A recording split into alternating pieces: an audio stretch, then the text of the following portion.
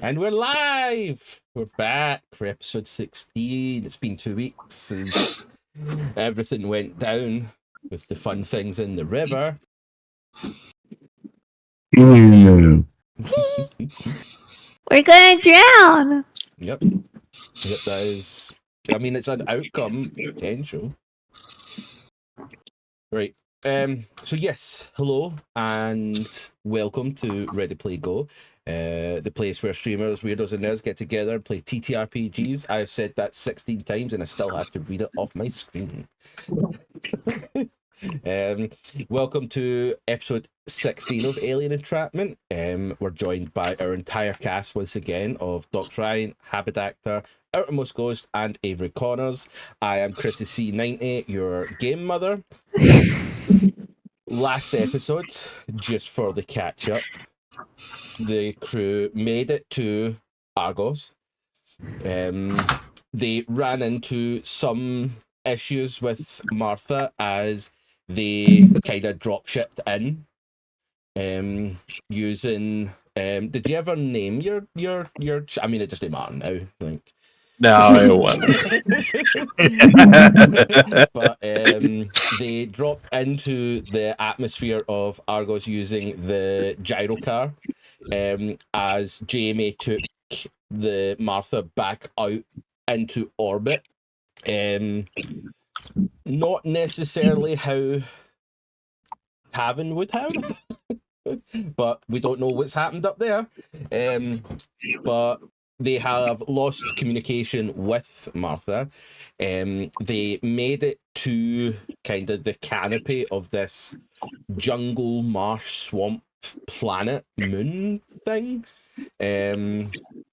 where they were looking for I think it was just kind of like one of your blips on your radar you were trying to get to, and after finding it, the gyrocar was attacked and shot down. All crew managed to get out safely, but Tavin was aware of bang and smoke coming from the direction of where they'd left the gyrocar and was mightily upset. The crew found a little hut where the blip was coming from and found some terminals and transponder. They then decided to attempt to try and find a way off of the planet. So you were going to go and try and track down where the two people you just happened to walk past. But you decided to split up, and two of you went into the river, two of you walked alongside the river. Tavin made it across, but Joshua was pulled under. And I think by the end, we have 3 people in the water and a Tavin who is currently sprinting, trying to find some way to grab Joshua, but notices that the river that they're currently in all of a sudden just ends. Don't know where it goes, but I'm sure we will find out today. Before we find out, though, we will go into our little quick disclaimer. Our Alien game is intended for those 18 and over. With both action and horror vibes, the game is intended to play into character fears. This may invoke anxiety. We have ground rules set up that all players agree to, but if anything within the game causes distress, please stop watching. We understand that the game may not be for everyone, and your support in any capacity is always appreciated. So, with that, welcome, and we will jump into today's episode of Alien Entrapment.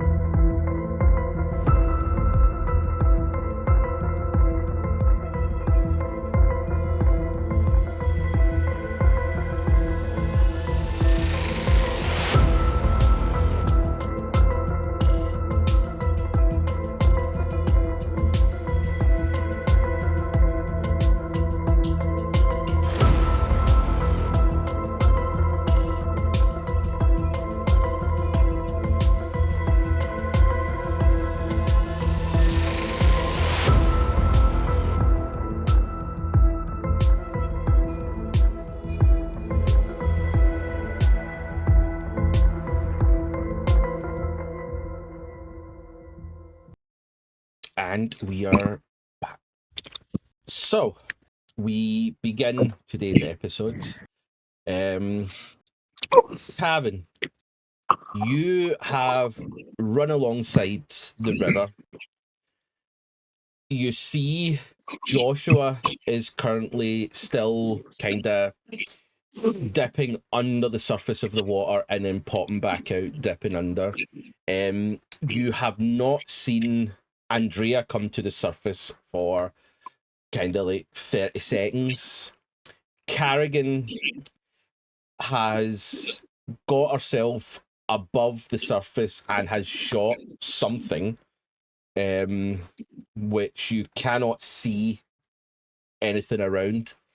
But as you look further down the river, you do see that the water just ends, kind of just randomly, where there's still some trees and fauna and stuff like that, but the water just no longer continues on that path. If I am in front of Joshua, like further down than him, can I, trying to see when he pops up, try and shoot in front of him? Not at him, but in front of him to maybe hit what's grabbed him. I would just like to remind everybody that last time in the narrative, Chris said that it drug him like meters ahead of us. Yes. Okay. So at this point, I would say that Joshua is kind of... You're not in front of Joshua. You are probably between where Joshua is and where Carrigan is, because again, you have not seen Andrea in about 30 seconds. Okay, and the water is too murky to see what's in it, right? You can probably see anything within like kind of just like surface level, because that was how you could see like the yellow colorations of the other creatures, and you can see sort of like now and again like masses of something else, but it's only for that split second where it kind of doesn't necessarily breach the surface, but it's like coming close to the surface and then goes back into this like swampy river kind of thing. Okay. Fuck. Okay. If I were to full sprint, could I get in front of Joshua? Is that something I could do? Or is he moving so fast that there's just no way for me to do that? I would say it would require a roll. Okay. What kind of roll? It'd probably be mobility. Okay. To attempt to kind of get... You wouldn't be able to get in front. Actually, no. Roll first and then we'll decide. Let's see if you get some successes. 2 successes. Okay. I will say that... Oh, wait, I'm getting so much feedback coming through you, Docs. Yeah, Docs, you got feedback.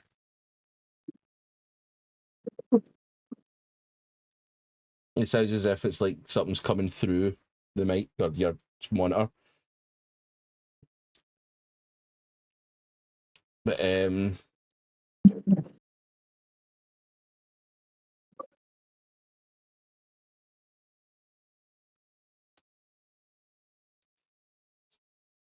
anyway, so yeah. No, it's coming. Yeah, Docs, I don't know if the sound's coming through your monitor or not, but I can hear myself coming through on your end as well. And I could hear Tavin.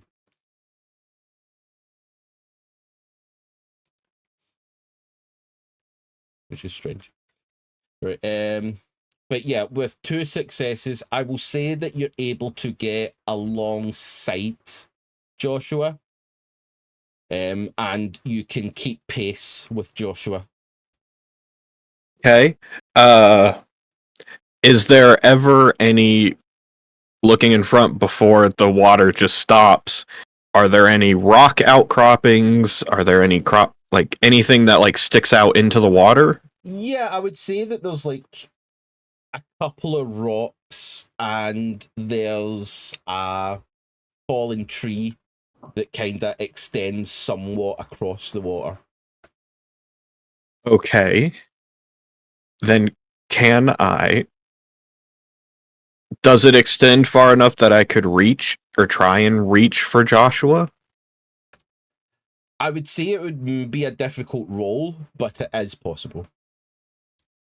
Okay.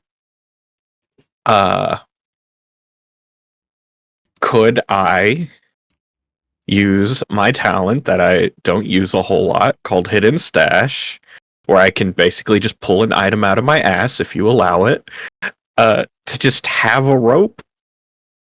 Well, Like, not a long one? you did have a rope during the episode where Andrea was having her sprint to the back door kind of thing. We did, So yeah. I will say that you are able to have a rope on this one as well. Okay. Can I try and get on one of the outcroppings and try and throw the rope at Joshua for him to try and grab it when he comes up? I will allow it. I will say for you, I'll probably just do an agility roll to kind of be able to hit the mark. Get it in place. But give me a -1 on it. That's your difficulty of trying to judge.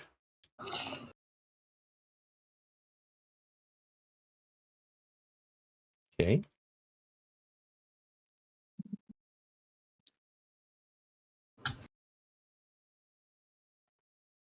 So you do make it to the kind of rock outcrop, and you do see Joshua just coming to the surface again.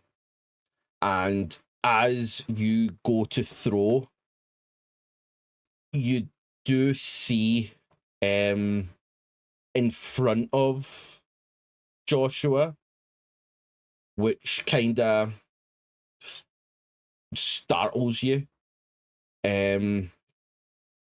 This elongated dark mass that does seem to have oh yeah, we're good. Okay. It does seem to have quite a size to it.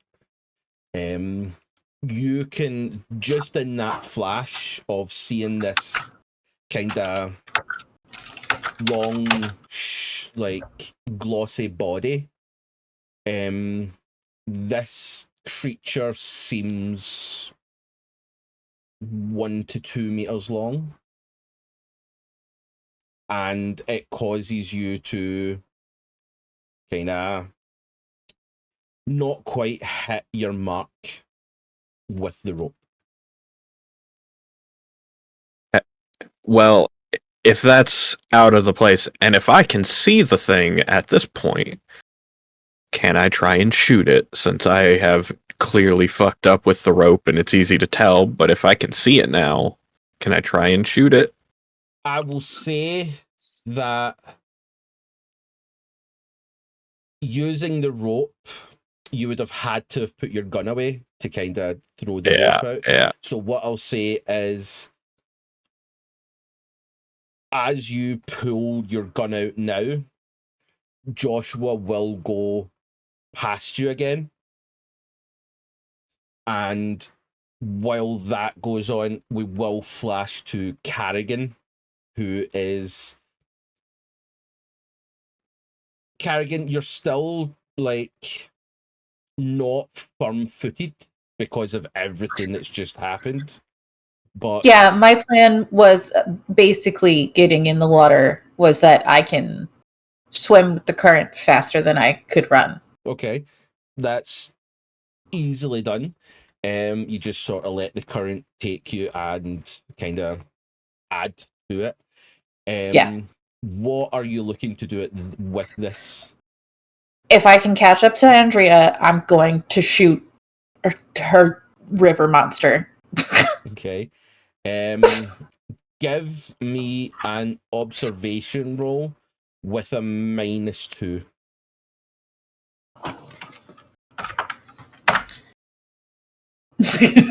Okay. I mean, 4 successes, 1 panic. It's... You gotta do the panic roll and have nothing happen because you don't actually ever panic. I've panicked before. Hold on a second. I do that under the stress dice, right? Yeah, you just... Yeah, you click where it says Yeah. stress. She's kind of panic. She just I'm fine. doesn't have much panic. I'm good. Mm-hmm. You're fine. You... In this murk of water, you are able to see Andrea. She is probably about 6-7 feet from you. Yeah. But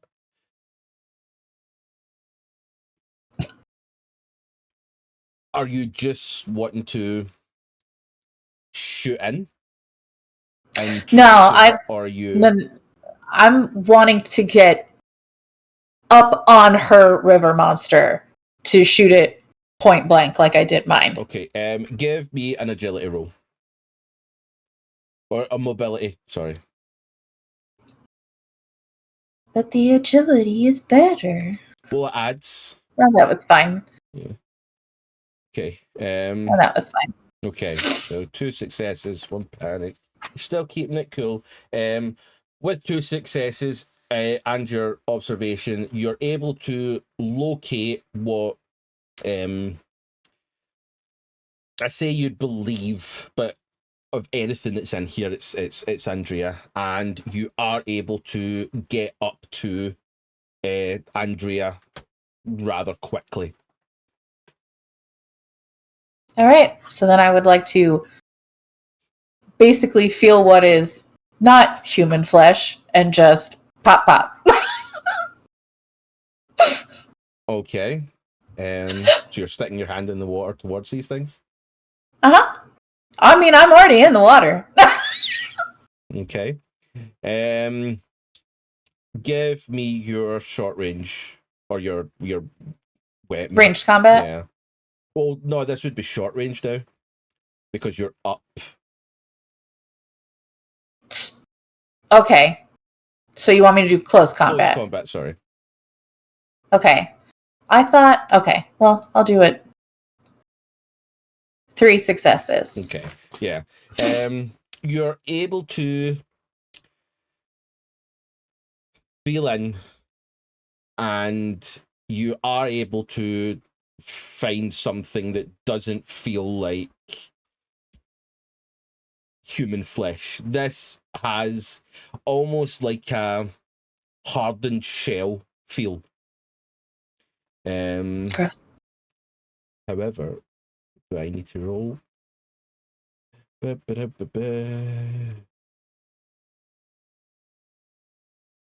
Right. So for us, I've got to roll a d20. 11 or higher, you're fine. 10 or lower, things happen. Okay. You are... I was a 17. So you reach in, feel around, you find whatever isn't Andrea. You let off a couple of shots and you then see this similarly elongated, probably about 1.5 meter long, kind of brown fish-like millipede just sort Gross. of bob on the water. Okay. Andrea, can you give me a mobility roll, please? Sure. One success. You all of a sudden feel whatever has been holding you just let go, and you're able to just bring yourself to the surface and breathe in a massive gasp of air. Yeah. And you find Carrigan kind of gun in hand with this creature kind of just floating on the water as both of you are kind of with the current going down the river. Kerrigan, I don't think I like plants that much. Get out of the water! Where's Joshua? That way. I will keep Hey, let's swimming. Okay, so you continue yourself down? Yeah. Okay. I'm follow. Okay. Both of you continue yourself down in the water infested with creatures. It's faster in the water. It It's is faster faster. in the water. Okay, so Have fun, will shoot. Oh man, I can pull my gun. Tavin, Yeah. we come back to you. You have heard a couple of gunshots, and you now see Carrigan and Andrea above surface swimming down the river towards where you currently are and where Joshua has just passed by. Joshua is still, like, every few seconds bobbing up, bobbing down. But he is probably about 3 feet from you or from where you're standing. What are you wanting to do? You said I got a glimpse of that thing, so I kind of can guess where it is in front of him, so I'm going to try and shoot at it through the water. Okay, give me, this will still be ranged, so give me your ranged, but it's a -1 with just vision. 1 success. Okay. Joshua, can you give me a mobility roll, please? Sure.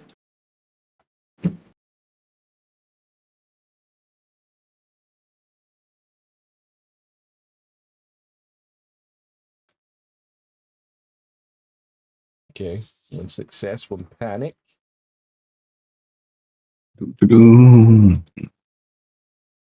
Yeah, not good. Okay, this plays out well. As you come back to the kind of briefly to the surface and get another kind of mouthful of air, you do hear a gunshot go off, and all of a sudden you feel whatever's been holding you just leave, and you now have control over yourself once again. However, that quickly turns to fear as you come to the surface and notice that what you are now caught in the current of is a waterfall. As you are now Actually, at the bottom. being pulled towards that, what would you like to do? Well, do I think I can make it to the other side with swimming? You can try, but you would be having to go against the current. So you would have a -1 to your mobility roll. But you can try if you want. Nothing for me to grab onto, no rocks, no logs, anything. I do still have that rope. Or did it get swept down the river? Well, you currently have your gun pointed out. This Yeah. is happening all within this split setting. Oh, So okay, again, you would have to like it's that kind of way. It's like it's an action scene without having to go through like action rolls and stuff like that and do different rounds and stuff because boring. So give me a quick observation, Joshua.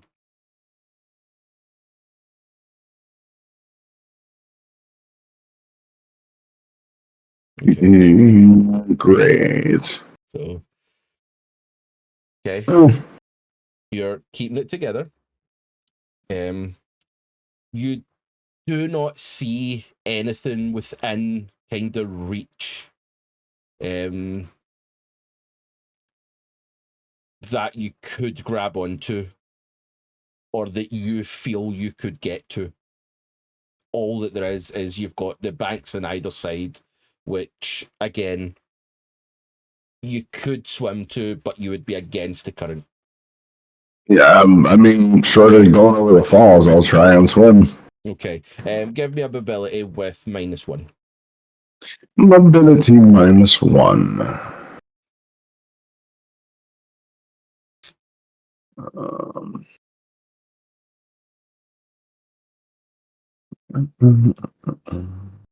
Oh no! Oh no! So 0 Is successes. that 2 panic rolls or just 1? I'm sure it's just 1 panic roll. If I'm right. Yeah, it's just one. Yeah. It's one. Okay. Well, that failed miserably. You fight to try and beat this current, but to no avail. It's almost as if you're just staying still against this current.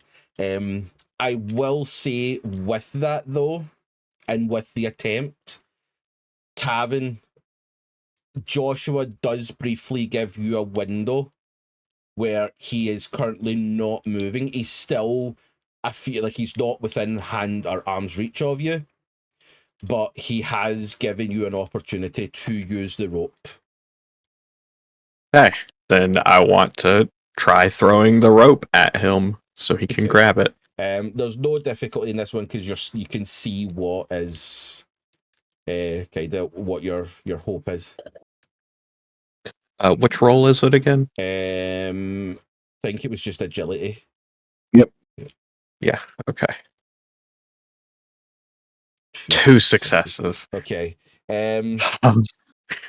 Joshua, as you Mhm. are just fighting against this current, you feel yourself starting to tire as you start to dip back below the surface of this water.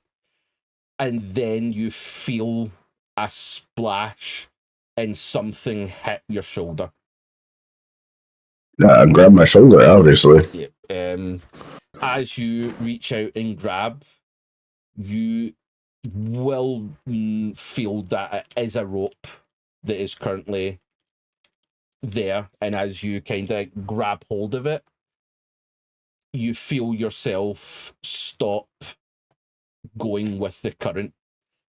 Carrigan and Andrea, as you're making your way down the river, you do see a Tavin kind of feet propped up against a rock, holding a rope, just holding on with Joshua at the other side as you were about to pass. Then I get out of the river. Yeah. Tavin does not have the strength or body weight to pull Joshua out. It's fine, we'll help you. Okay. Yeah. Okay, so you guys get there. I need all 3 of you to give strength rolls. Can't make me. I No. panic. I'm gonna push. Okay, I got 2 successes. Okay. So Yay! 2 successes, 0 successes. That's a lot. It's 0 successes. It didn't give me the If you option. panic, Yeah, If you we panic, we panic, can't push. Oh yeah. yeah, Okay. if you panic, you can't push. Yeah. Okay. So Tavin, as Andrea and Carrigan make it up alongside you, and they all grab, having We're tired. spent time in this water, having to swim down the river and fight off what they were fighting off, they are cooked. But you are able to find this strength deep within you, and you're able to start pulling Joshua kind of, not necessarily directly towards you, but you are able to pull him kind of back towards the kind of shore. Yeah, I'm not gonna pull him like straight on. I'm Yeah. gonna pull him at like an angle towards the shore. Yeah. Joshua, you are able to kind of get yourself to a point where you feel ground beneath your feet and can start kind of helping as you just fall into the kind of mud and bush around this river. Tavin, you kind of just, once you see Joshua is onto the shore and safe, you just feel everything just kind of like escape. Everything that you were pulling on to try and keep him afloat, you just kind of, this is almost as if your body's just spent and it's like, right, we're done. And you're all just kind of sitting there trying to come to terms of what has just happened. But you're safe and you're on the shore. Well, that was fun. What the fuck were those things? I told you not to get back in the water. Said it over and over again. We're on a strange planet. We should not be crossing the river. You just fucking go off on your own, having a little temper tantrum. Okay, let's not. Someone a hypocrite. It's Let's almost not. like we crossed it perfectly fucking fine the first time. Guys, fighting will not help us. If we want to get off this planet, we need to find a way to either get a craft or signal boost. No, I'm fucking tired of this, man. I get shit on for absolutely months now for nothing more than being a marshal. So you want to tell me that your life isn't worth less? Well, neither are ours. So fuck off. She's going to get up and she's going to start walking towards where they were trying to walk towards. And she's going to say, I'm not crossing that fucking river again. You guys don't want to be mad that you almost fucking died again? It's your business. I'm fucking done. I get up and start following Carrigan to try and catch her to talk about what's going on. Because we can't be mad at each other if we're in a survival situation that we need to stick together and, you know, survive in.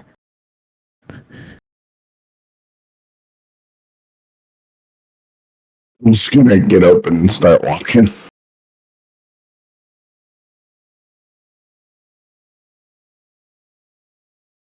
Very well. So you all start kind of, or Tavin, are you kind of following suit, or what are you doing? No other way to survive. So yeah. Okay. So you all start kind of walking direction that you were kind of originally going, which was kind of along the river. You're just on the other side now. You do pass and see the waterfall.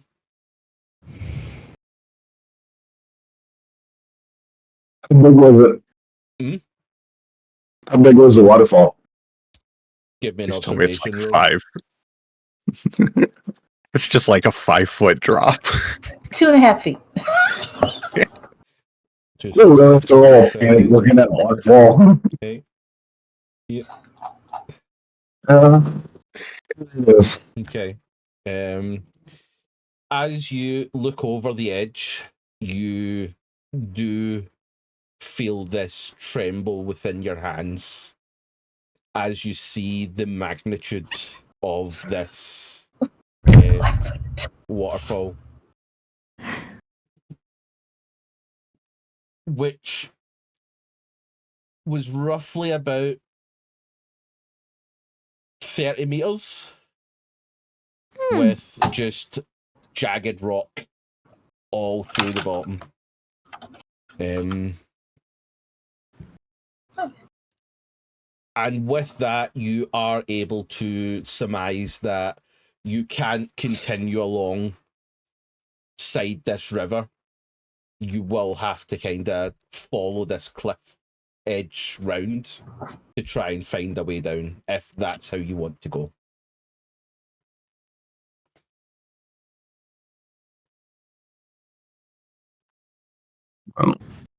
Nowhere else to go but onward.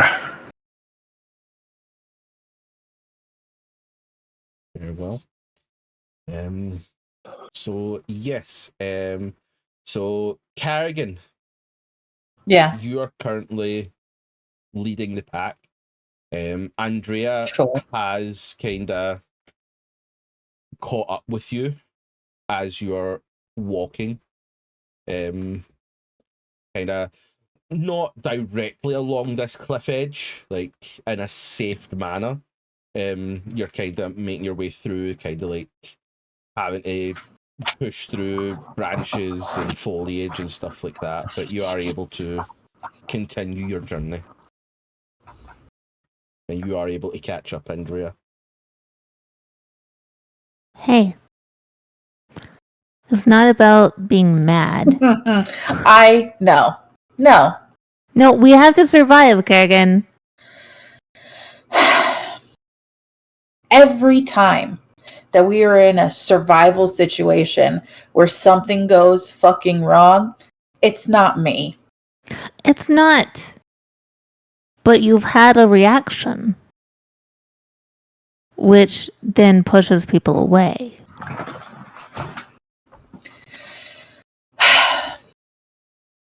So I'm not allowed to react to the fact that for the third time that someone in particular has been directly responsible for putting a member of the team in lethal danger. All right. It's not... Okay.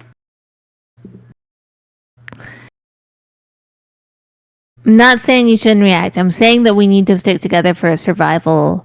Yeah, absolutely. But at some point, someone's got to take some fucking responsibility instead of looking at you and saying, well, this is your fault because you're a fucking cop. Well, it's not your fault. And we know that. Him who caused it.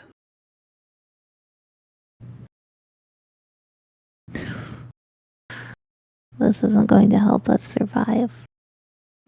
Well, nobody else seems to give a shit about surviving until I lose my temper. So I don't really fucking care, Andrea. I'm tired. Have I told everyone alive and having absolutely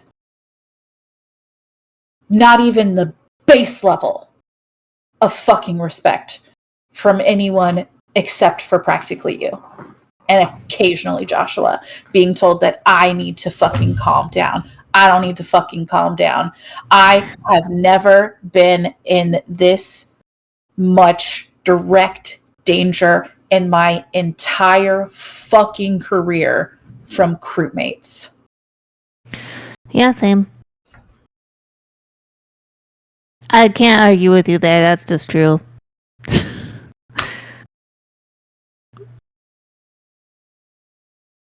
But the anger is not going to help us get to where we can.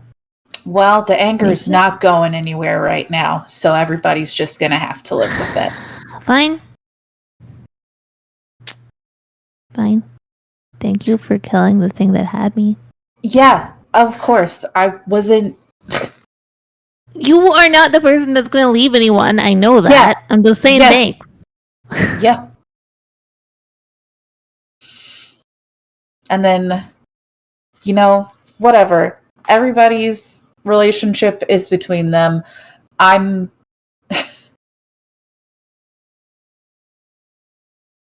I am beyond finished.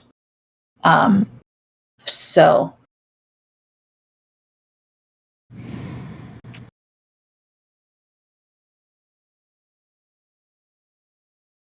Well, hey. I am tired of trying to keep people safe who would rather see me in a fucking grave.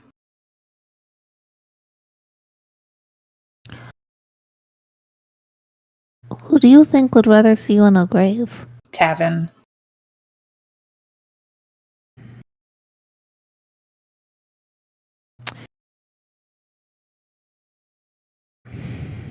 Possibly Joshua. I doubt Joshua would rather see you in a grave. I think Joshua likes you. I think he is your friend. You brought him in when I wanted to get the information off that transponder, and you didn't want that to happen. So I would assume that you two are friendly, at least. He's definitely a lot more reasonable. Yeah.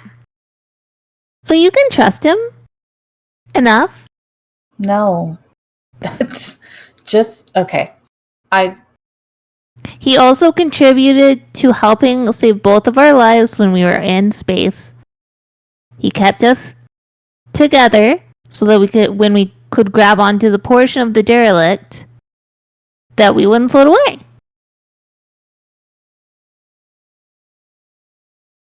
Yeah. I mean, I don't know why he didn't bring any med kits. That's alarming. But I don't know. I don't know his mind. I didn't read his file.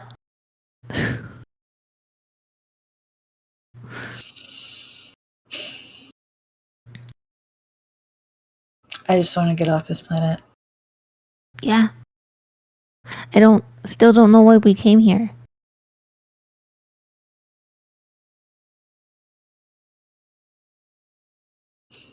And I still don't understand what that meeting was before we came here either. What meeting? When Joshua and Tavin called us. Yeah. And Jamie, why I'm gonna have to put that boy under an NDA now. He didn't know anything. Now I have to put him in paperwork. The meeting where I was told I was a hypocrite? Yeah, that one. Because I didn't demand that the mission stop that I don't have the control over? Yeah, that one. Alright. I don't understand that meeting still.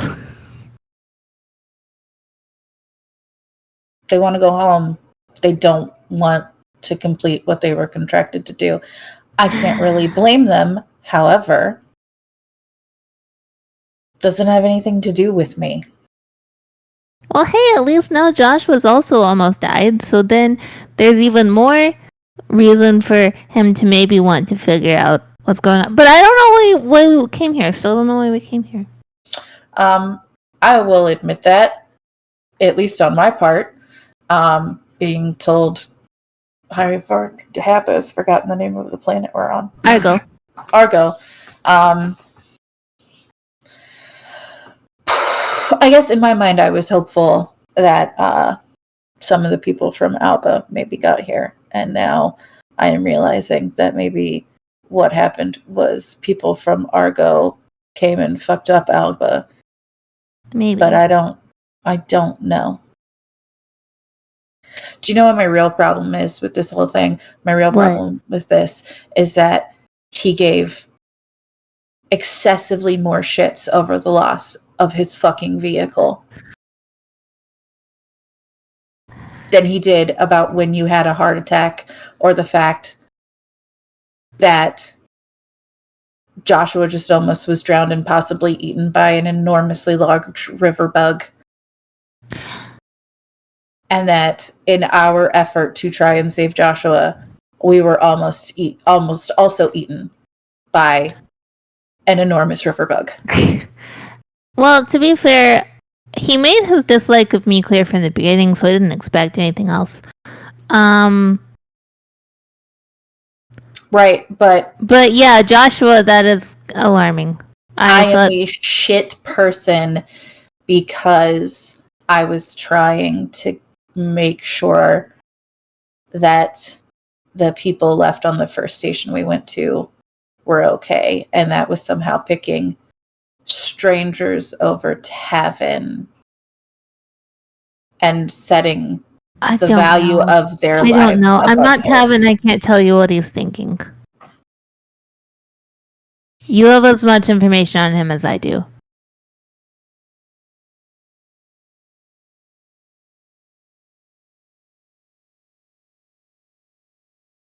What I do know is we need to get off this planet. And we're not crossing that river again via water. But I do believe if we keep following this, there has to be a bridge or a land crossing at some point. May I clear something up with the transponder? What? I don't know exactly where it leads, but it would probably lead us somewhere that would help us leave the planet. Okay. So we go back. We get the coordinates that are on planet. We go wherever they lead. At this point. Huh? So I'm going to stop walking to turn and face you while you're saying this part. We go to the coordinates. Okay. If there's a way off the planet from there, we leave. Otherwise, we can probably find something that we can make a signal booster to Radio Jamie. Okay. So I don't hate that idea. However, that requires crossing the river. So either we go... Only if we find a bridge or a land crossing. Right. We either go backwards and hope that way has a narrowing of the river, or we have to go around and then climb back up the opposite side of the cliff. Yeah, I should have just gone to the other side of the river and gotten the information, then come found you guys. What? What? What the fuck? What? The whole argument was that you wanted to take this and send it exclusively to Weyland-Yutani. I don't have a problem having the information. I have a problem with only Weyland having the information.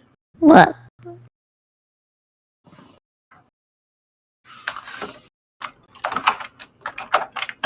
I understand.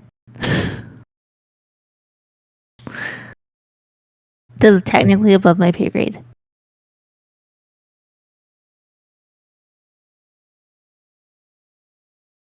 I can't give you the information. We'll go there. You can take the coordinates when we're there. I can't stop you from doing that, nor would I try.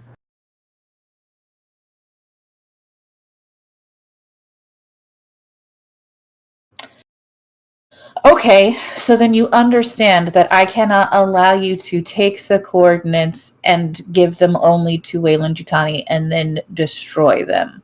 Well, we will have to get off of the planet for me to give them to the company anyway. Okay. Well, I don't have signal down here. Okay. Andrea. Yeah. I can't allow you to take that information and give it exclusively to Weyland-Yutani. I am here on behalf of the Colonial Marshals, which is an extension of the United Americas. Yes.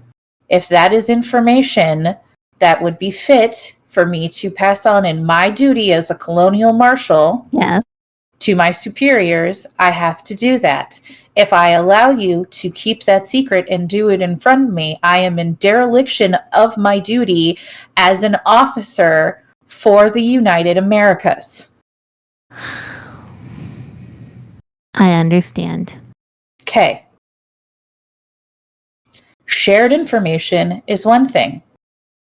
Exclusive information being given exclusively to a corporation in front of me and me allowing it to happen is not only one, dereliction of duty, but two, most likely treason. I don't know how it's treason. I'm going to be honest with you. Because I am an officer of my government. Yes. But if it's coordinates that lead somewhere here on this planet that we're going to, then you also have the coordinates of, and it lets us leave the planet. So you don't want to destroy the servers and the information anymore. Well, I was thinking about it, and all the information is not in English. Does the USCMC store information in other languages that you know of? I have no idea. That was not ever really in my purview. Okay, so it could be Three World Empire, it could be UPP, it could be an independent planetary anything. It wouldn't technically be keeping anything from the United Americas.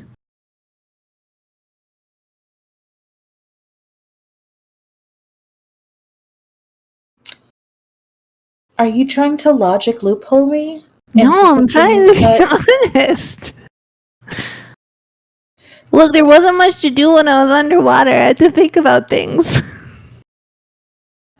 That's not how most people's brains work. Yeah. When they're drowning, it's usually Yeah. like, how do I get above the water? Well, Hey, just say that to me one more time. Just say what you said to me one more time. I apologize.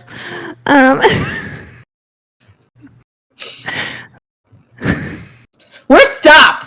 So at this point, Okay, so Joshua and Tavin they have to probably be caught there. up. They probably caught up. Okay, so the language on the terminals and in the server was not English. Neither Tavin nor I could read it. Uh-huh. If the USCMC does not keep records in any language that is not English, Cannot confirm or deny. right.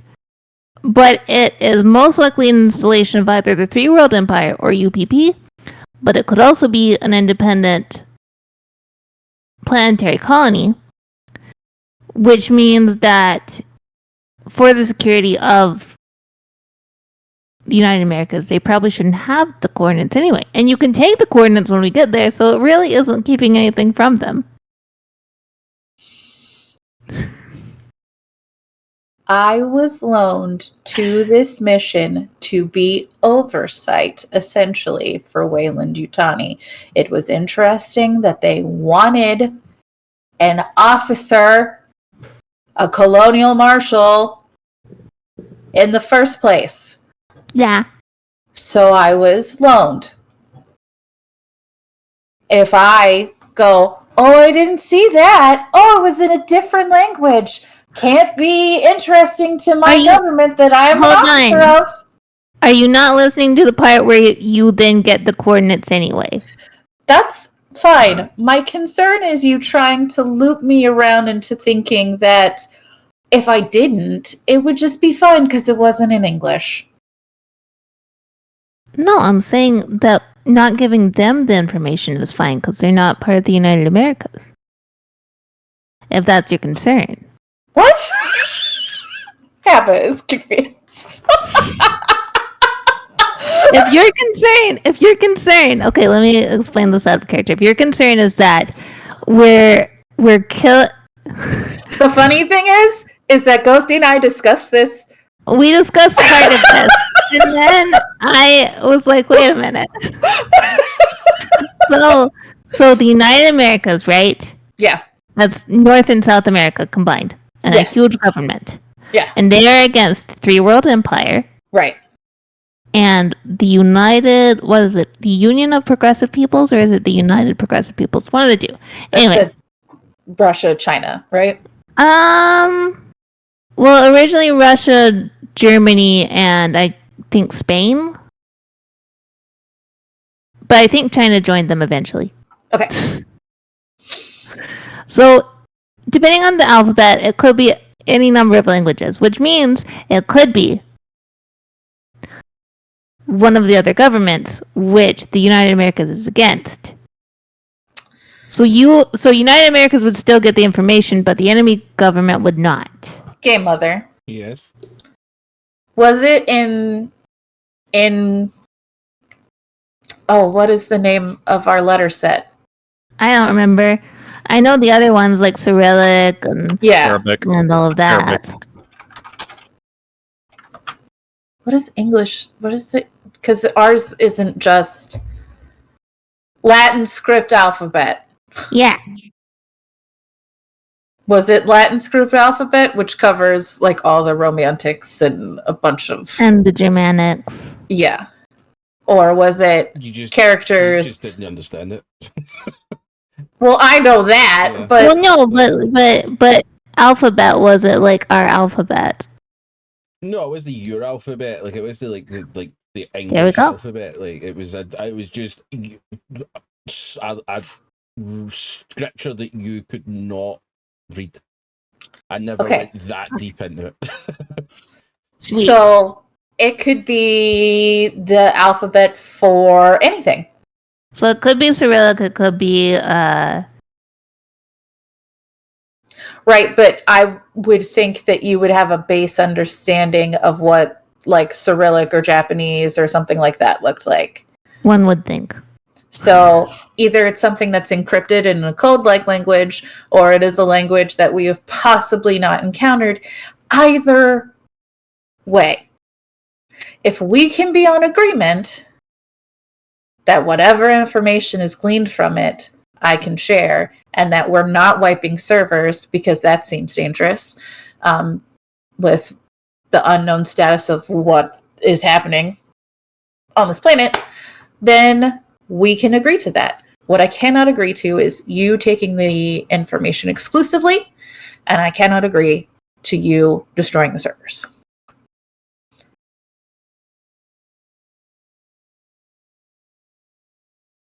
Does that make sense, Josh? Yeah. Walking up on the situation sounds good. Okay. Okay. Yes. I will say Tavin was going to go up to Joshua and have a conversation while Carrigan and Andrea were talking. They were having their conversation. We Yeah. can go back. It sounds fine. Yeah. You can finish off with Carrigan and Andrea kind of thing in here. So then we have to decide whether we're going down this trying to get to the lower part of this river, or if we are turning around and trying to find a crossing. As we're at the top now, can we see any sort of bridge or land crossing? Give me observation. And this is looking off over the. Like looking down, yeah. Do I need to roll an observation or anything? Yes, observation. Yep. Push. How did I not get anything off of that? I know, that's a lot of dice. That's a lot of dice. How the fuck did I not get anything? Okay. I can't see shit. Yeah, like your stature just won't allow you to get over this tree. that's I'm just too in front of small. you. Like that's all you can see is just fauna, foliage, and trees. I am very small. Carrigan might want to take a look.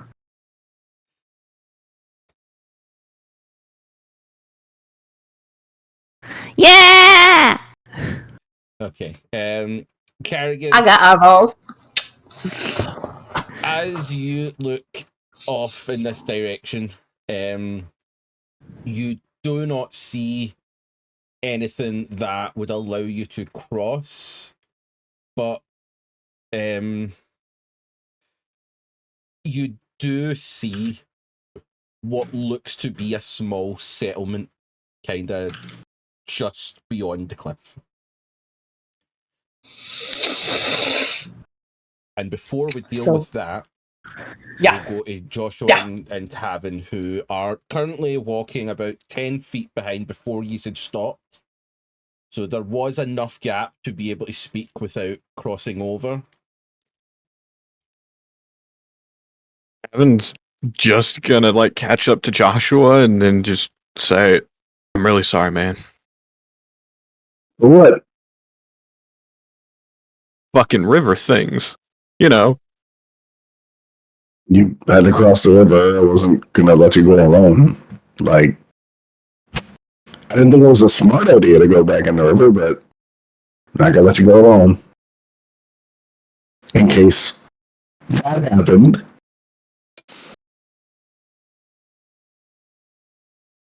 I thought we'd be fine. I mean, we crossed. Fine.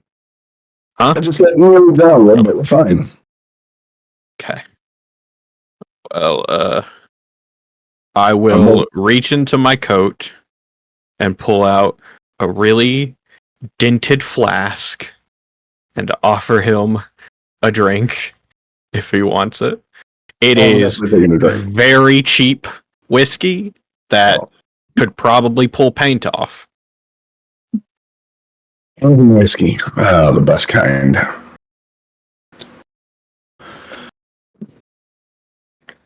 So now that I've nearly been drawn to death and we have information, we should probably like find a way to get off this rock.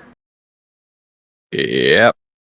But I'm kind of hoping people with ships, maybe they have ways off the planet. yeah, but it seems like we came all this way for nothing at this point. We're giving coordinates to this place. We come to this place. It's a small little shed. Math don't math. Well, no, the shed has coordinates to somewhere else. The computers in the shed had coordinates to somewhere else, I think. Okay, but like we go to this place because it's given to us as a lead, and that leads to another lead. Like, could we have skipped this step? Not without those coordinates, I don't think. Because fucking the galaxy's a big place, man. You want to just start going to random ass locations? No, I want to get this job done so I can go the fuck home. That's what I want to do. Yeah. Instead of trucking around in some back-ass water planet, I'd rather be stitching up drunks who got in bar fights, or maybe putting an ice pack on the head of some idiot that pissed off Carrigan and she whipped his ass and threw him in a cell. Like that. That'd be an ideal at this point. Because running around the galaxy, you're like cutting out. Like every time you get loud, it tends to like cut out. Running from place to place, having somebody try and kill me is not my ideal. Yeah, man, I'm tired. I got important shit I gotta get done, and this is getting annoying. Yeah. Well, let's get off this planet, get our fucking money, and you can go deal with your shit and I can disappear. Oh no, we got stuff to drink and money to collect, but like we also have to survive the wrath of Carrigan. Because apparently she's not happy with anything right now.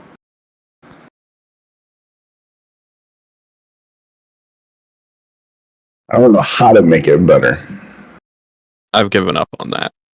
Look, I used to know how to make things better. Like, I would do something dumb, and then I would go to the store, and I would buy flowers and pizza, and a stuffy of some kind, and be like, look, I'm an idiot, but you knew this when you married me. And then she'd give me the riot act about how, this isn't how marriages are supposed to go, and you need to be better, and we have a daughter, and then she would smile because I would smile at her and hug her. I can't do that to Carrigan to make it better. I can't like a former teammate smack her on the ass and be like, nice job. Like, nice. Can't do it. No, I know how to make things better. Is that no, I know how to make things better?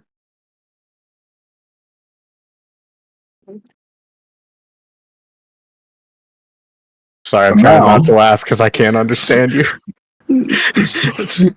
So now, Oh my God. I just want to get the job done and go home.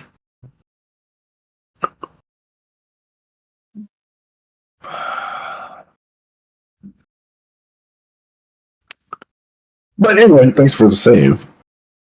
Yeah, and after that, I will give him the flask to take another drink if he wants, so he doesn't swig it.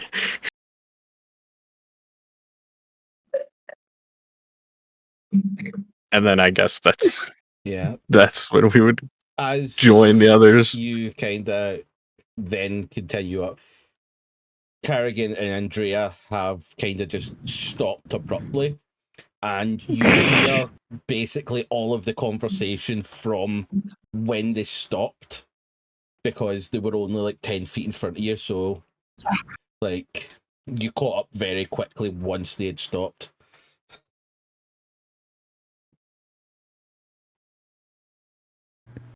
I'm just gonna stand next to Carrigan and Andrea and be like, so, where to?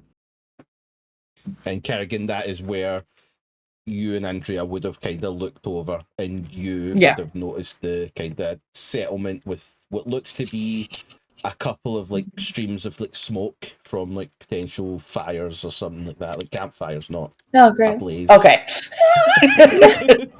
No, two was bombed by the USCMC, and we're gonna go there, and there's just going to be body bags everywhere, inextricably, because they're not advanced enough to have. Yeah.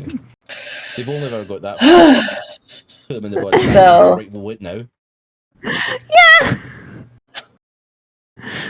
So do we go down there to the settlement, or do we turn around, try and find a safe place, looks at Tavin, to cross the river, to go back to the hut for the coordinates?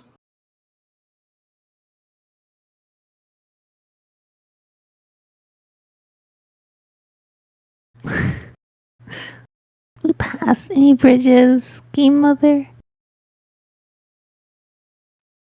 This, when Carrigan looked down, there was no sign of kind of anywhere to safely cross from down there. All Right. she had noticed was this settlement. I don't think we passed any type of. Okay, nothing River that is crossing. easy crossable from this plane. Okay. Guess it depends on whether everyone's good to hike down and then back up, or whether we want to stay on the same plane. I mean, I don't like this option. The other option of crossing the river is that because apparently Tavin has rope,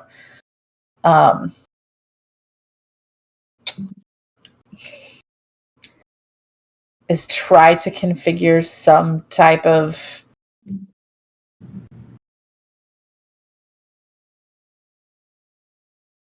rope crossing that you can hang from and go over, but I don't feel like that is any easier, and someone would still have to ford the river. Someone would still have to go first, yeah.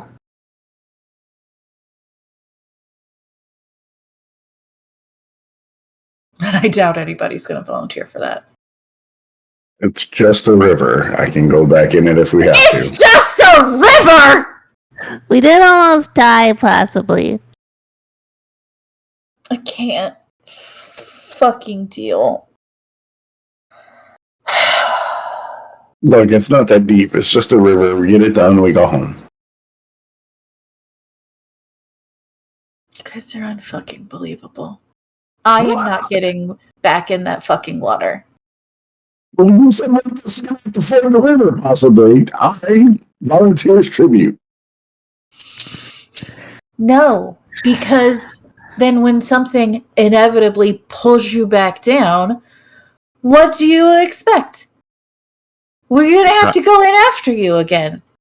We could tie Or a we'll rope get around him. lucky, shoot. See? Do you have a pistol, Joshua, or just a rifle? Both. Okay.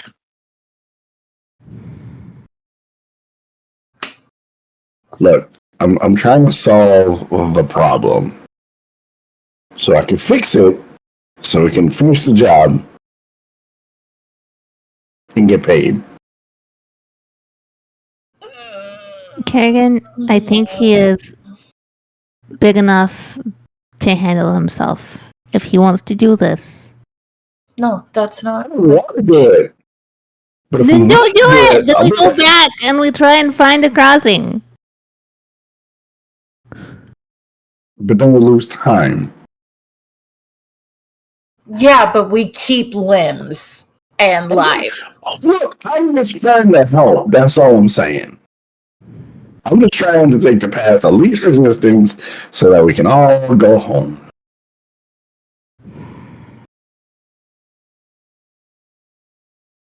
That's all I'm saying.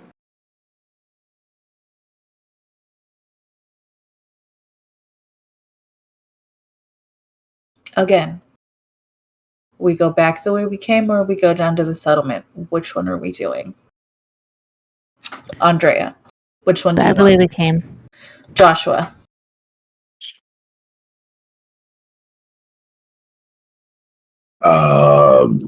I think either's a viable option, but we could go back where we came and hopefully find something. Tavin.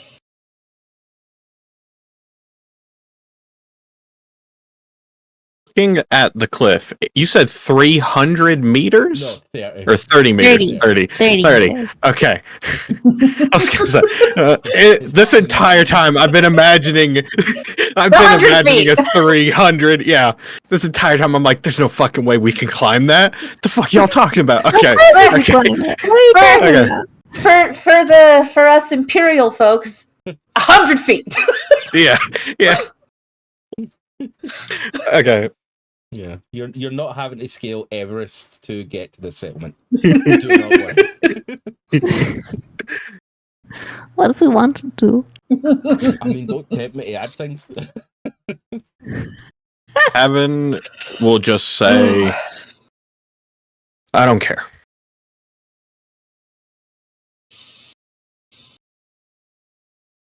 And that's it.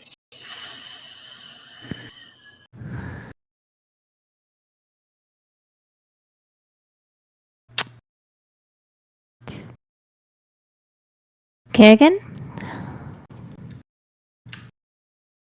I think all plans suck. Yeah.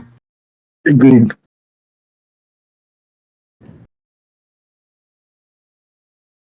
But my biggest concern is now having heard you said I should have just gone to the other side of the river, Yeah. is that I feel like now I have to make sure that you don't try and cross the fucking river on your own. I won't. I'm Okay. not dumb. Looks at Tavin.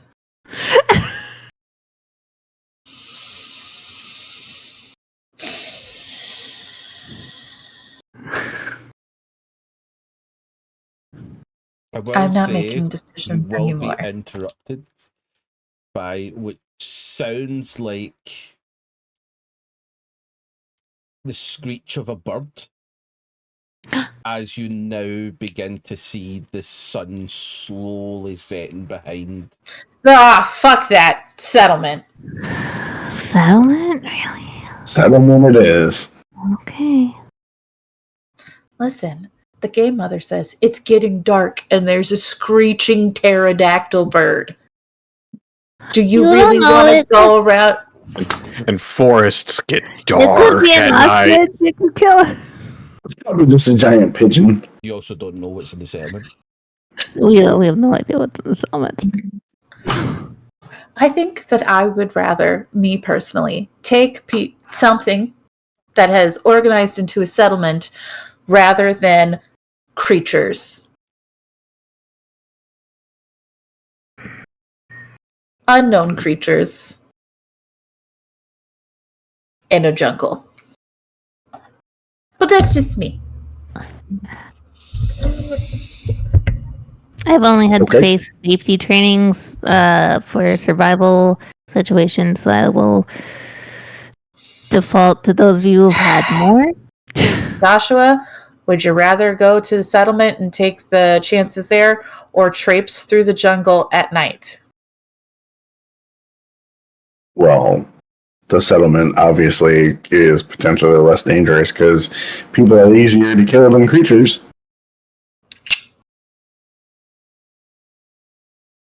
Okay. And with our glowing personalities, turn us away. Fuck you, man. I'm so tired of everybody's shit. It's a compliment. Right. Just before you all make the decision, right? Just to Mhm. put out the lay of the land. Mm-hmm. 30-foot cliff that you'll have to figure out a way round. 100-foot Ready? cliff. 100 foot left. 100 foot that you'll have to figure out a way round or down, right, towards settlement. You are still technically at waterfall. You're not that far away down the river from where you started Yeah. and where everything else was. Just so that you So know you haven't walked like a mile away No. along this riverside. No. So if we got back to the shack, we could theoretically set up a. We'd have to cross the river, and we don't know how far. We don't know how have to far, walk so we're going to the till we settlement. find a crossing. Mhm. Yeah. Yeah, but I just want to make sure that you know that you aren't that far away from like the shack and stuff where you were. It's just over the river, and then this is the other option, just so that you have all information before making a decision.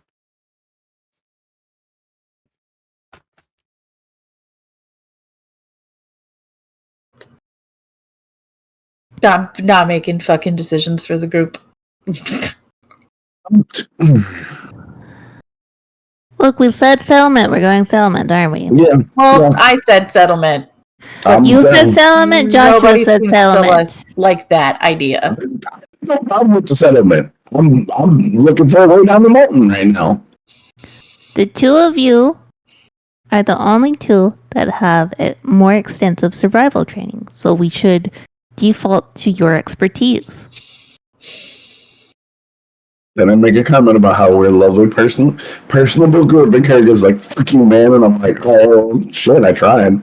That sounded very, very sarcastic. It did sound sarcastic. It's funny. I'm covered in fucking mud water in the middle of nowhere.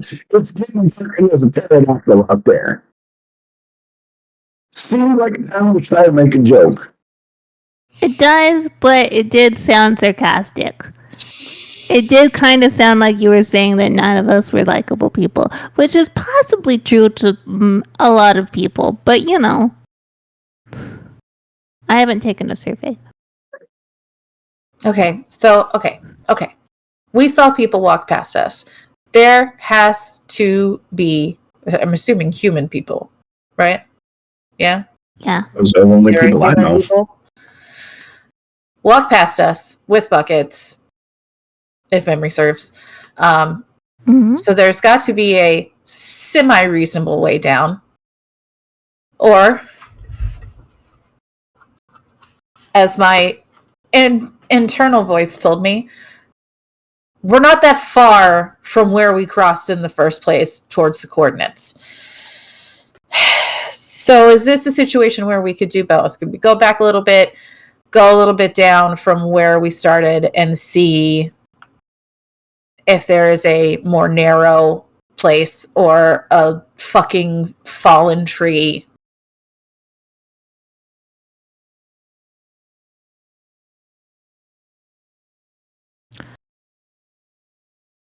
Cool. Again, I'm going to default to the two people who actually have survival training on planets. So if you think that's a better idea, Carrigan, I will trust your judgment. Okay, Mother, do we have enough time to feasibly backtrack, or will it take to? Because you said we're not that far. You're not that But- far, but it would basically depend on rolls as to how far. But what I will say is the sun is only just starting to set. it's still relatively light. So I would say that you could probably surmise you've got about an hour of daylight to kind of work with. Okay.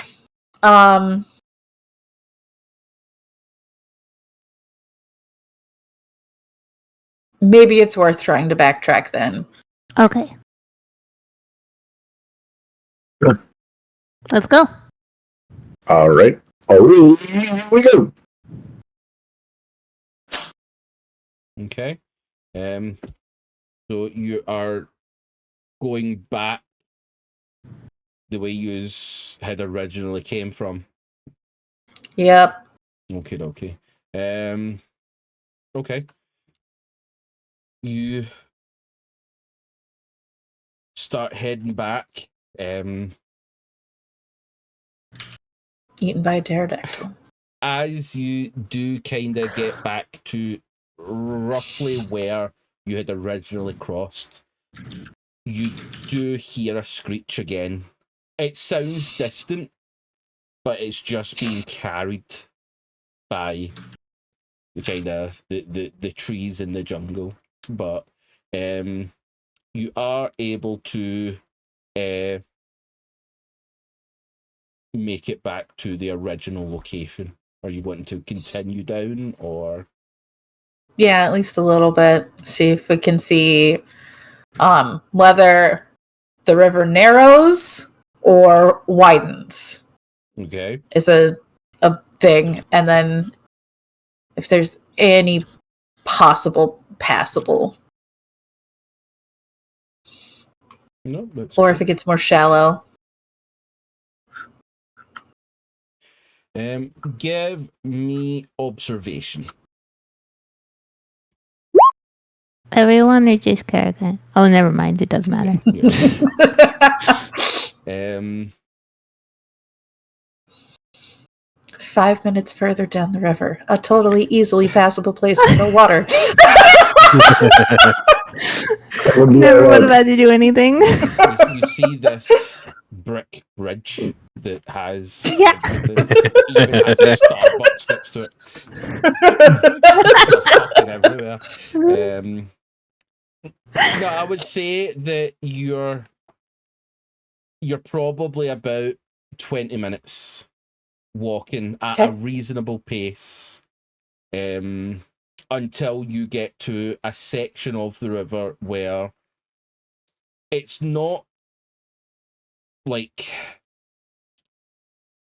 the current is a lot slower. It's almost like a still, still at this point. It's still murky. It's not as deep and it isn't as wide, but it's still the river. Okay. I'm gonna shoot twice into the river before we cross it. Okay. Just for shits and giggles, give me your range attack. No! It makes sense for me to be panicked about the fucking water. I guess we all gain a stress too because we do. Real short range. Yeah. Yep. I'll get stressed. I did get 2 successes. You did. Does anything run out, or is it totally fine? No one can take those successes from you. No one can take them. As you approach this part and you start to survey it and stuff, the three of you see Carrigan just pull out her service weapon and just fire 2 rounds into this still quiet river. And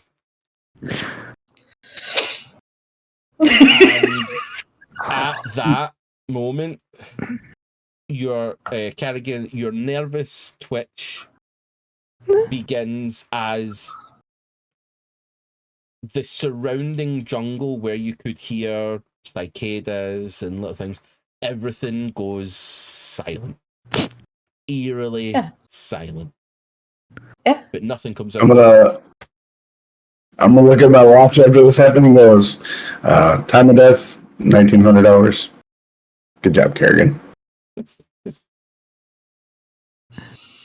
Don't bully her.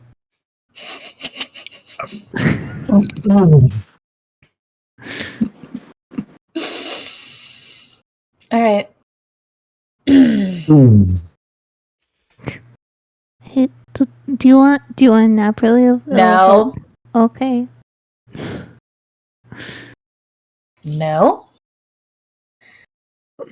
No. Okay. So, what is your plan? We're crossing. You crossing.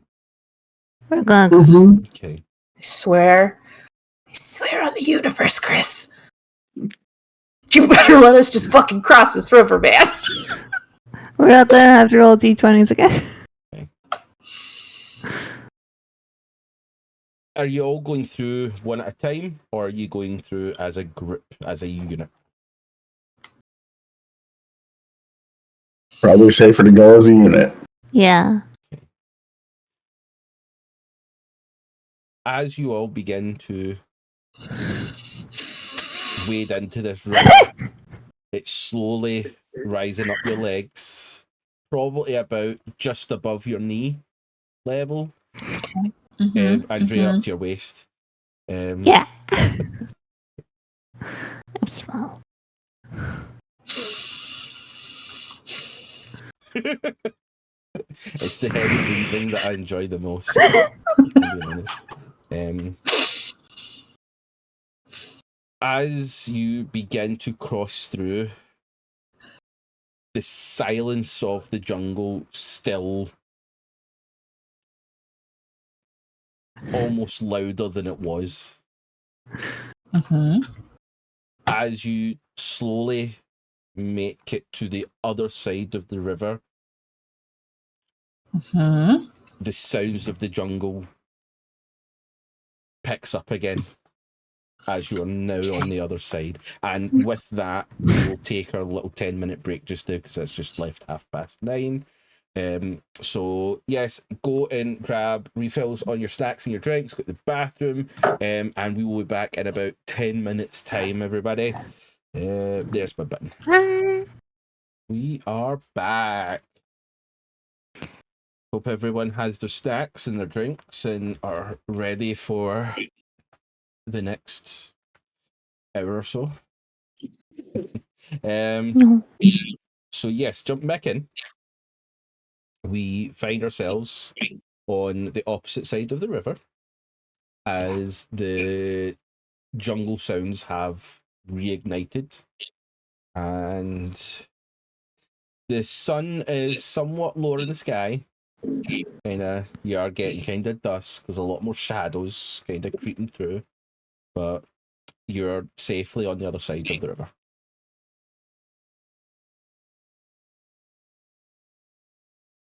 Yeah. Just continue to trek back to where we're headed. Yeah. Very well. Right. Who's at the front? Probably Carrigan, and I'll bring up the rear like usual. Okay. Carrigan, give me survival roll. No. Oh wait, no, is survival roll the right roll? I mean, we'll go with it this time. 3 successes. Totally fine. Okay. You are able to begin tracking back along kind of like the riverbank towards where you originally were. One thing that does not subside though is the occasional screech that still sounds somewhat distant, but you are able to make it back to the shack just as the kind of final lights of the day begin to fade as dusk fully takes over into night. But you're at the shack. Healy.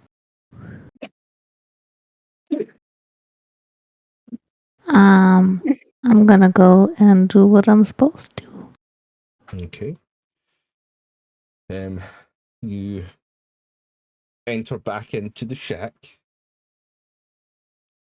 and the transponder terminal is still just sitting there. You approach, take out your data link.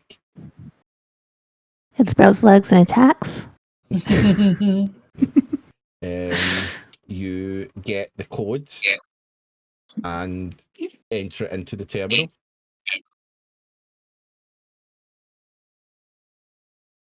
The terminal then. Oh, I'm coming through your headphone again, Dux. That's worse than it was, Docs. Yeah. It's as if I'm too loud in your ear.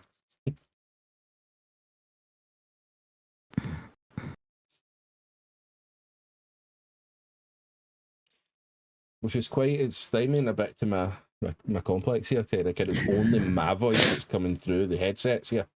Well, you're the only one talking. Yeah. Ghosty says, yep, nothing comes through. But yeah, you're able to put the code into the transponder and you gain coordinates. Yeah. You're unsure what the coordinates lead to or what will be at the coordinates, but you now have coordinates to somewhere it's on this planet. Has anything changed about the terminal as far as like readability? Nope. Okay. Okay. Yeah, so sleep in here? Seems like a clear enough position.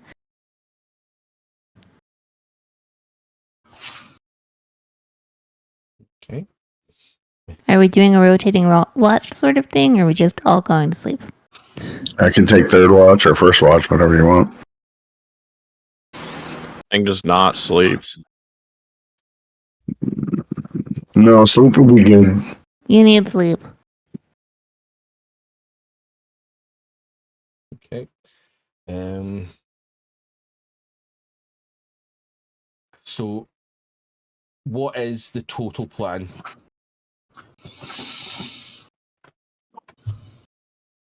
Well, we can either divide it into 2 watches and have 2 of us on each watch, or we can do 4 watches and each of us take 1. From your nodding, I'm going to assume 2 watches, each of us take 2 sounds better. I think that's safer in the night. Okay. Maybe not safer when we're tired and trying to do stuff, but... Well, if... I have light sleeper, so I don't have to sleep, actually. I only have to sleep every other day.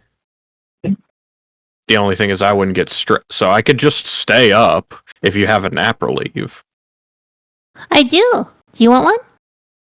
I remember you offering it, so to Carrigan, I could just take that and then just not sleep. Okay. And just stay on watch. And I'll be perfectly fine. I'll hand him one of them. I will take the nap relief and then I'll just stay awake because I don't need to sleep. So I won't gain stress like everyone else would. Yeah. When we say this is a shack, do we mean a little wooden shack? Do we mean like a little wooden shack? Made of slats. Okay. Possibly a very dumb question that may be thinking way too much. Typically servers overheat very easily, so you would want it to be very cool in that area. So either the server itself has an incredibly good but incredibly loud fan inside of it, or this shack is air conditioned.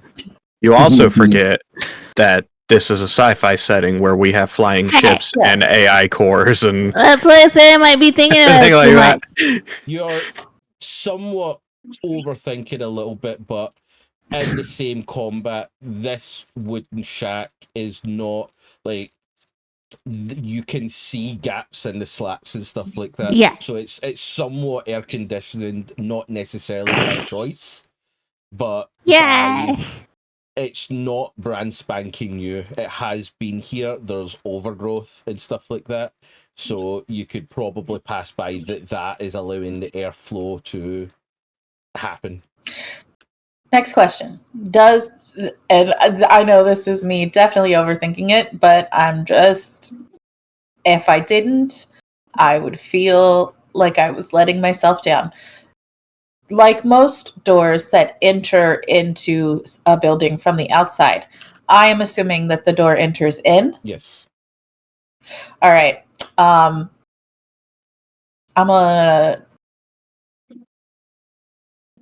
gonna lay in front of the fucking door when I sleep to be a physical door block.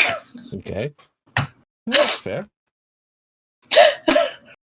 Yeah, that's totally fair. I'm guessing everybody else is just kind of falling into a location within this. I mean, I will say the shack isn't massive. There's like Yeah. Small. 2 terminals and a terminal of the transponder. You're probably talking like 12 by 12 foot little shack. Okay. Cozy. But yeah, no, that's no problem. So is the 3 yous going to sleep while Tavin stays awake? Yeah, get rid of the stress, I guess. Yeah. Very well. Or at least plan to. Hope you can. Okay.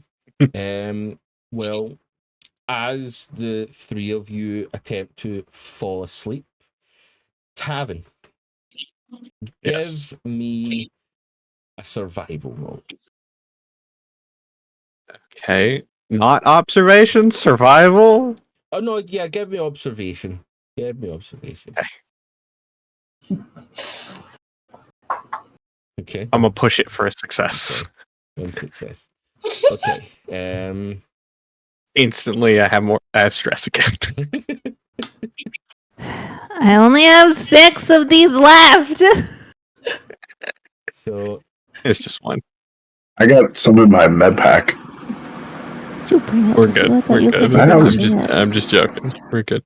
I always bring it when I do deploy to the field. okay, so as the 3 of you fall off into sleep, Tavin, you keep yourself awake through the boring ass night within this little wooden shack. The only source of light, or no, actually, I think you would have used a flashlight or something like that. Joshua's got a flashlight, and I'm sure Carrigan's got a flashlight. I do. So I will just time it that you would have probably have timed something with that. But there is an ominous green glow coming from the terminals that are just on. And the night kind of goes by without a hitch. You do occasionally hear this same screech that has plagued the evening. It's not as if it happens rhythmically, but it's just spread throughout the night. You can hear this screech, and then almost like an answering screech coming from different locations around you. Delightful.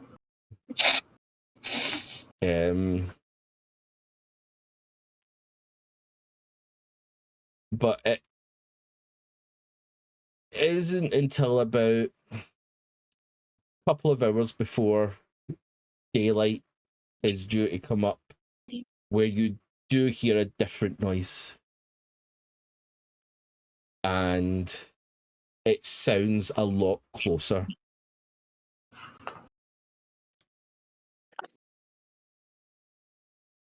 And then it slowly gets closer. Are there windows on this shack? There's no windows, but the only spaces are like maybe certain little centimetre to inch gaps between certain slats of this shack. And I look for one of those to look outside to see if I can see what's making that noise. Yeah, give me another observation.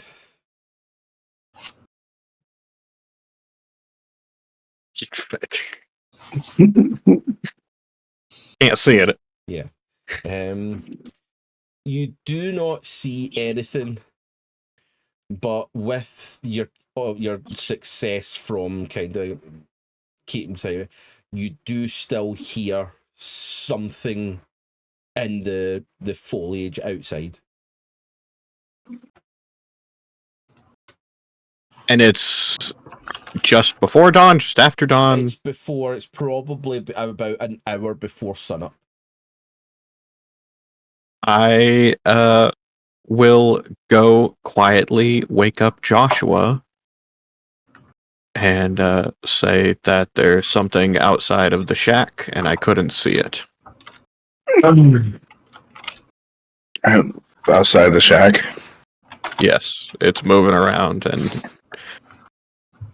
hey, you're the trained person, not me. Okay. I'm gonna grab my stuff and make my way over to wake up Carrigan.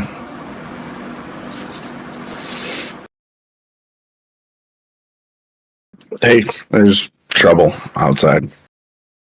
Is there actually trouble outside, or is it just noises? There's something moving around.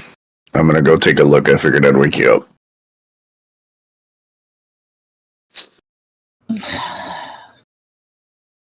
But we could just leave the door closed and be in here. Ooh. But you know, if we don't go out there, something's gonna come busting through the door on top of us, and No, it's just it's gonna. fine. I'm in front of the door, and I just roll back.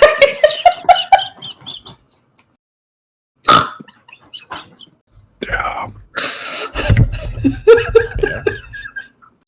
Doc.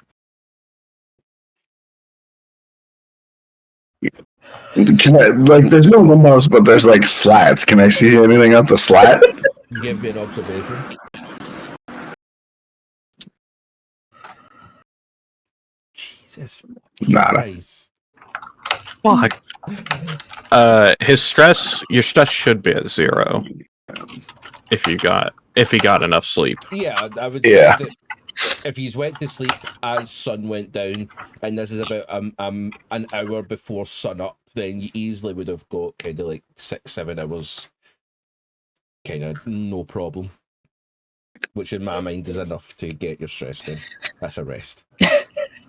You can force the issue of waking me up, but that's just the first. No, it's fine. You check out through one of the spaces, Joshua, and all you can see is kind of just foliage in the wind and stuff like that. I'm gonna look back at Tavin and be like, "There's nothing out there. I don't see nothing." Right.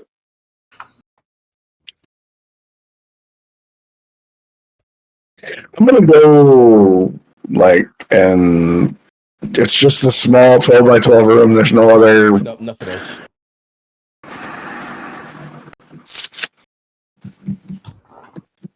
I mean, we're safe in here, Tavin. Like Carrigan said.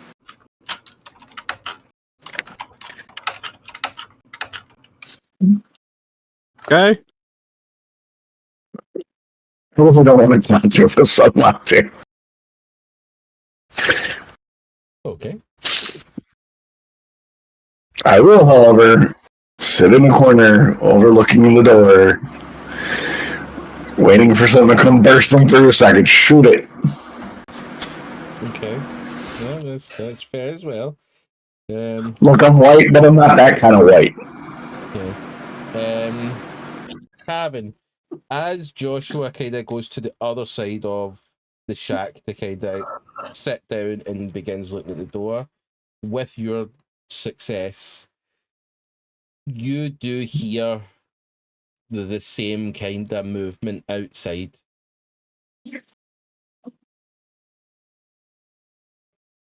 It's just slowly kind of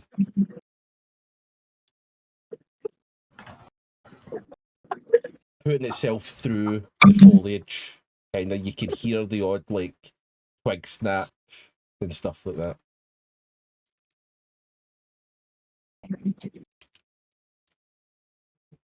Seems like we're just gonna ignore it, and I'm following Joshua's lead. So we'll just wait.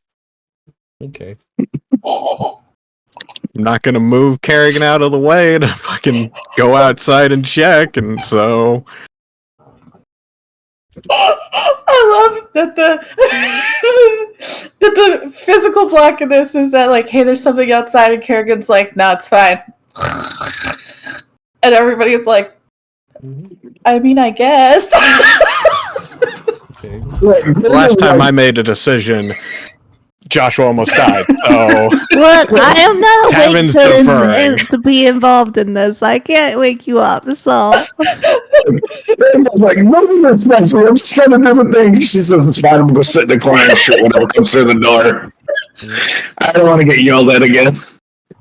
So, Especially if I'm sleep deprived, cranky Carrigan. that's fair. Okay. Tavin, I'll need a new observation roll now because a lot has happened since. Okay, question. Are we allowed to get rid of our stress now before we wake up? Yeah, no, that's you just couldn't Okay. get rid of your stress that Okay. you would have made. I got one success and one panic, and I kept it together. Okay. You are keeping it together because you no longer hear the one sound that you had been hearing. You now hear multiple. Okay. Just twig snaps, foliage rustling. Just at the start, it's as if it comes from kind of just like to the right of the building, and then there's a sound at the left, then there's a sound at the back, and then everything just begins to slowly move as the sounds of the jungle go silent. Okay. I will turn to Joshua and say, we should probably wake up the others because now there's multiple things out there. Yeah. I'm going to make my way back over to Carrigan and go, hey, not to upset you, but I think we're surrounded. Why do you think we're surrounded? Because there's noises all around the shack and the jungle's quiet now. It's not jungle noises? Or there's no jungle noises? No, it's twig snapping and moving through the foliage. Oh, fuck. I'm like whispering this, like, being like, hey, not to alarm you, but the bad guys have us surrounded.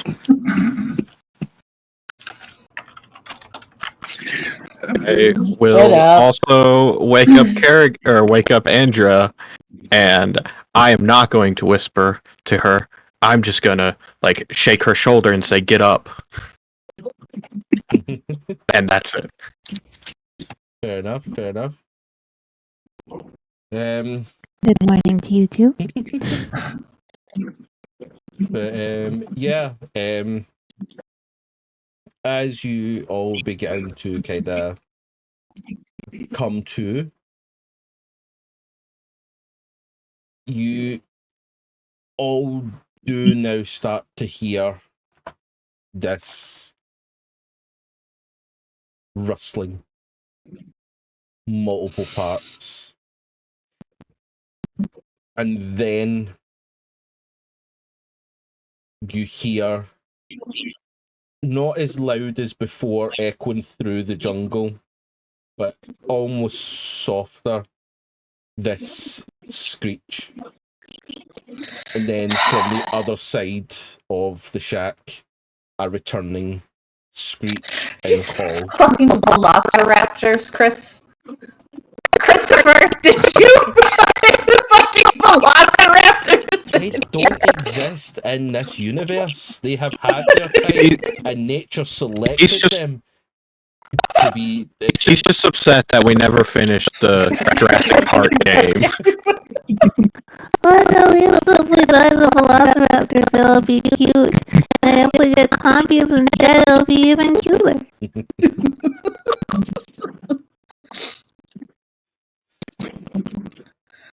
But yes, you all begin to hear these screeches happening throughout.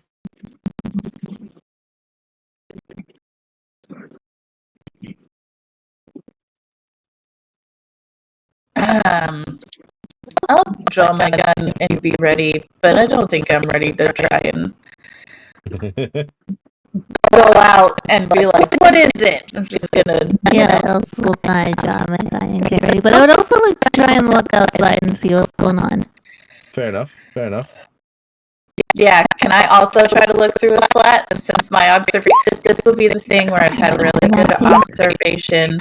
I got and one. then I will go to do this. No. You got I have two. the best eyeballs. Yeah. I have 2 whole eyeballs. Okay. So you are able to look out, and you aren't able to see exactly what these things are, but you can pinpoint certain locations where foliage is moving as something is moving through it. Great. So they're short. Or invisible. It's an option. Or have really good camouflage.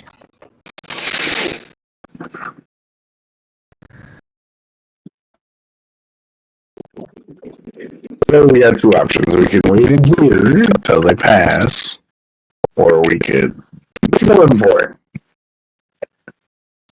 Wait in here until they pass. We don't know what the fuck those things are. Yeah. Just making sure we're on the same page. Yeah. Why would we? We have no explosives or fire. Why would we do anything like that?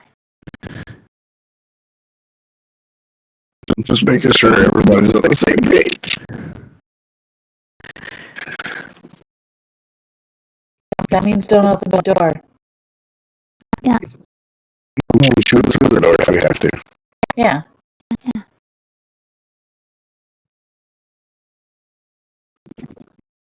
So you're all preparing for anything to come in. Mm-hmm. Okay. You're all standing, sitting ready, aimed at this door, and I will just say that you're also keeping peripheral of anything else, because I'd imagine that's what you would be doing. You're sitting there for a while as you can hear these kind of rustles and snaps and stuff going. And it's a good while, because the sunlight begins to slowly push its way through the slats, brightening up this shack as the sun begins to rise. But there's a while where you do not hear anything as the jungle orchestra begins to rise again.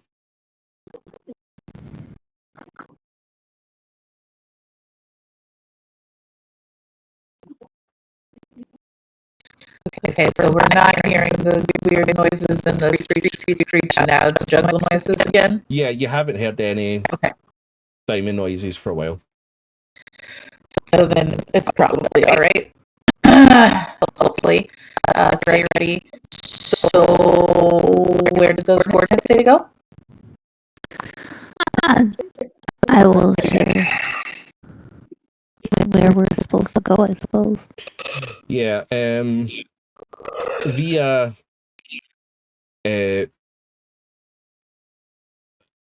both you and Tavin's data links, although it doesn't have a kind of map system of this planet, you are able to kind of get a lock of direction and distance to go from current location. How far away is it? It's probably about 2-3 miles. Oh, Okay, sweet. so it's close. I was thinking like other side of the planet. No, That's it's 2-3 jungle miles, so it'll probably take us most of the day. Yeah. Yeah. No, it's not that far considering. Yeah. All right. Well, do we want to go to? What are these coordinates? Do we know what these coordinates are? Or we're just following coordinates. We're just following coordinates. Great.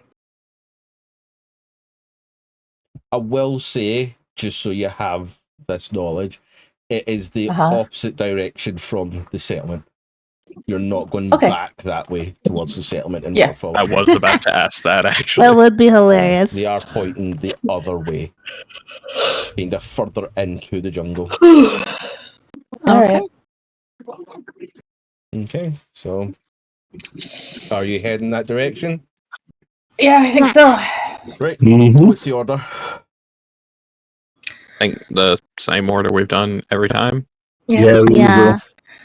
Okay. I'll stay up with Carrigan and keep apprised of like which direction we're going. No problem. You head out, catch your bearings. Carrigan, give me an agility roll.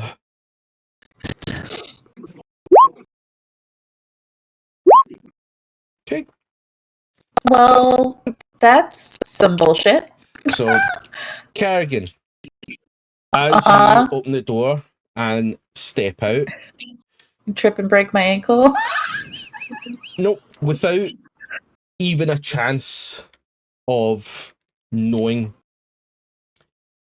you find yourself with about 6 creatures just lunging towards you. Great. And it happens just as you step out this door. So everyone else is still within the shack.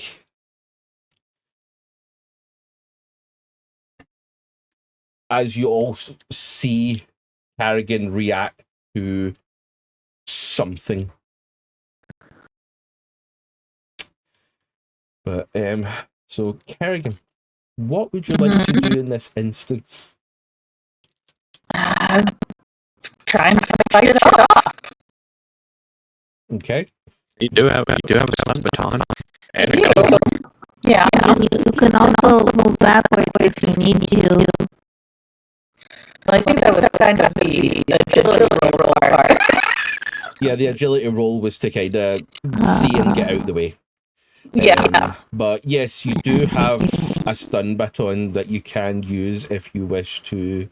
Yeah, I'll start swinging the fucking stun baton. Okay. I don't remember the mechanics for the stun baton are.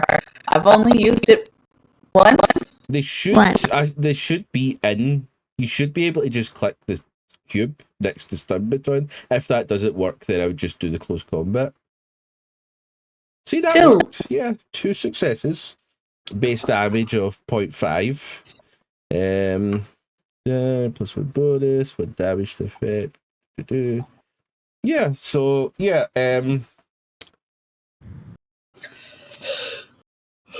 as you feel these multiple creatures kind of just attach and attack, you just begin swinging. You feel that you connect with about maybe 3 creatures. As you hear that eerily similar screech that you'd been hearing throughout your travel in the evening the night before.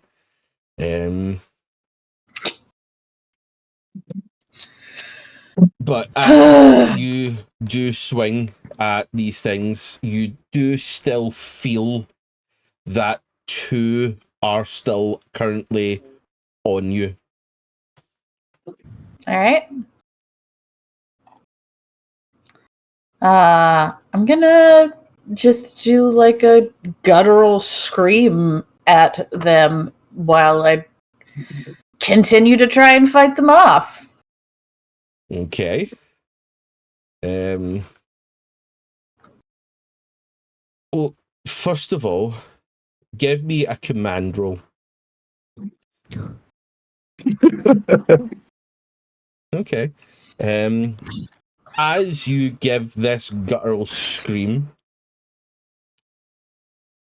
Tavin, it sounds familiar to you as this louder screech echoes out from Carrigan. At this point, all you guys have seen from being still within the shack is Carrigan step out and immediately just start swinging or stun batting and then scream. Can I try to help? I mean, Well, we gotta make our way out the shack. Oh. well, as you begin to kind of push out of the shack, you do see or hear what sounds like skittering away from Carrigan as she is left just standing there, heavy breathing, stun baton in hand, just outside the shack.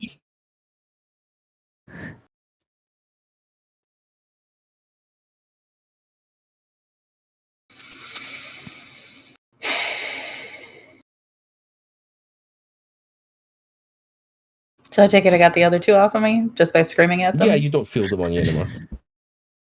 Fuck this fucking place. Absolutely Yeah. fuck this place. Are you okay? I don't know.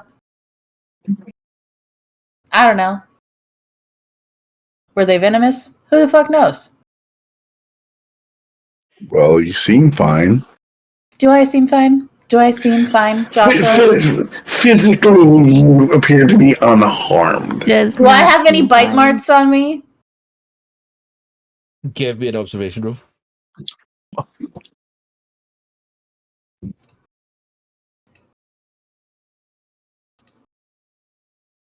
Okay. 3. No, you do Okay. not see any bite marks or anything like that, and you do not recollect feeling anything bite you. You just remember feeling things on you. Are there dead creatures on the ground? Or stunned creatures? With 3 successes in that, I will say you are able to see a couple of creatures currently lying on the ground.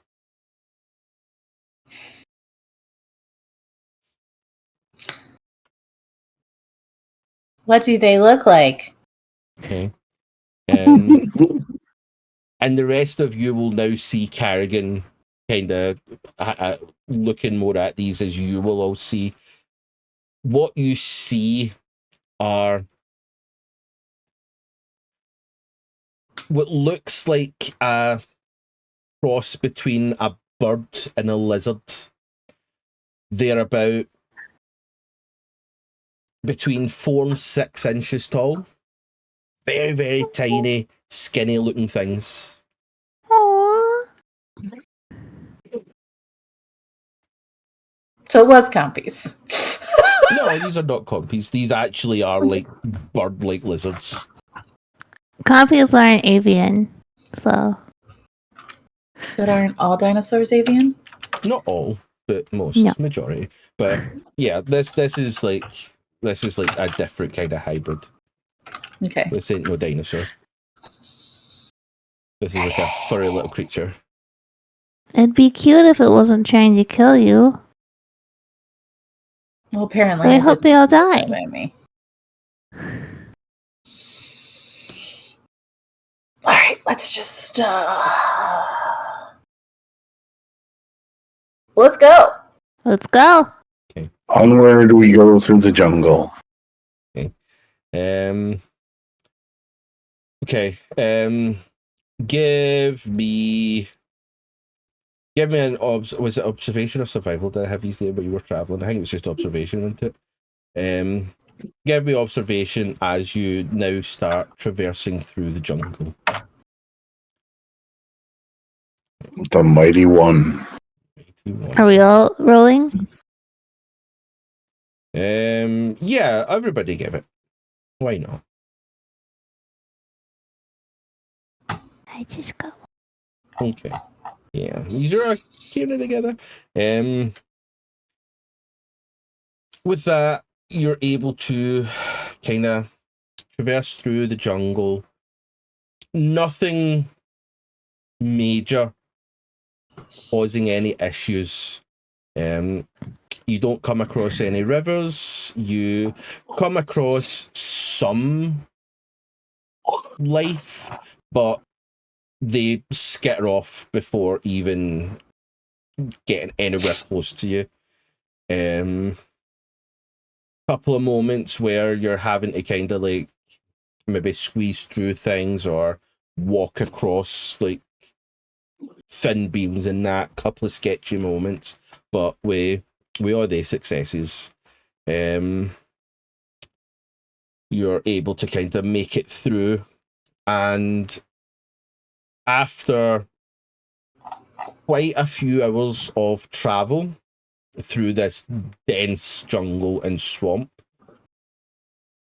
you do start to see it begin to kind of clear up and open. But it's strange because the canopy above still seems to have a somewhat thick feel about it. And as you kind of get to this tree line, you do see something somewhat familiar to your general lives from going from this wooden shack within the jungle. In front of you, you now see what looks to be a ship that looks as if it has been taken over by the jungle, somewhat submerged, but a ship nonetheless.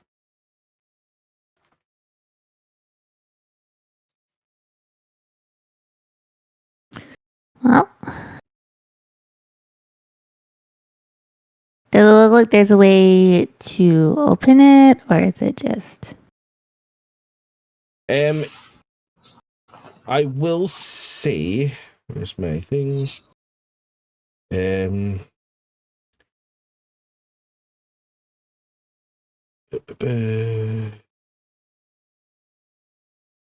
my thing.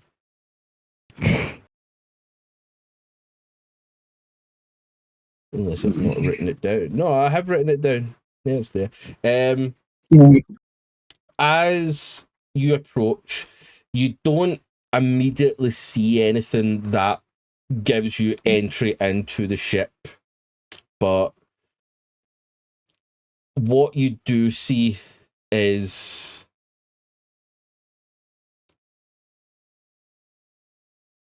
what looks to be the plaque name of the ship, which is covered by just foliage. But as I said, it's still quite, it's almost half submerged into this swamp.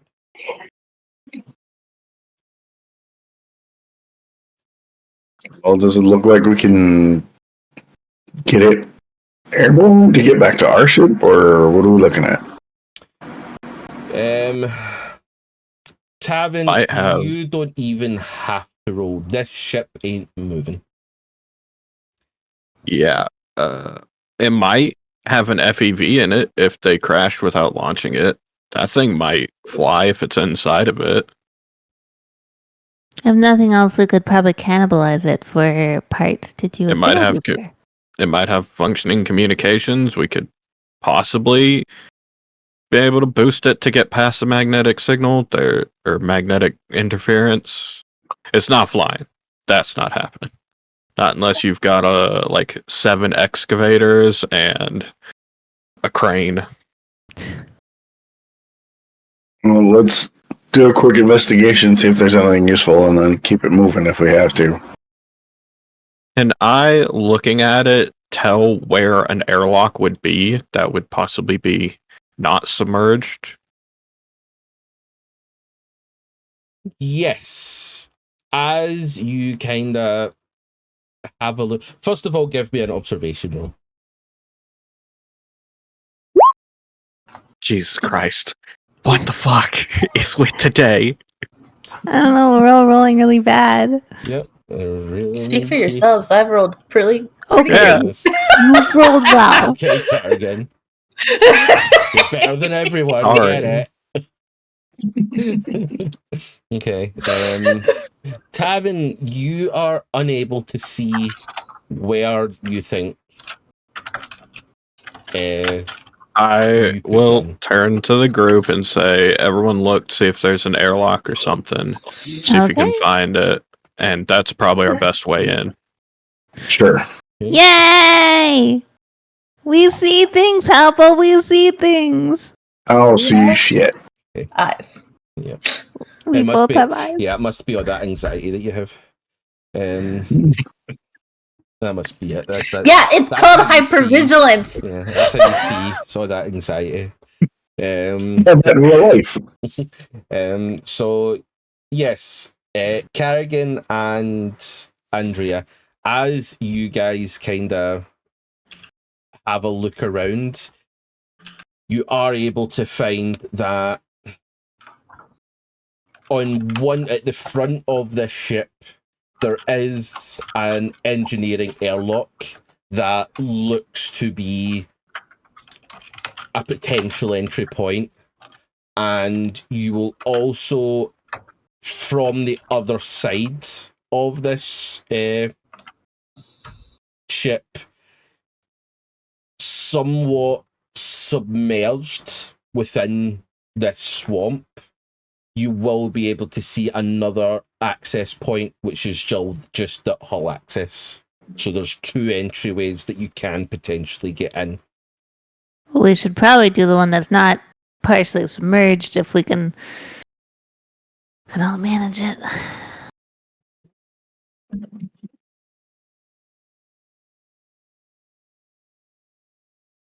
Let's do that instead of just standing around looking like we know what we're doing.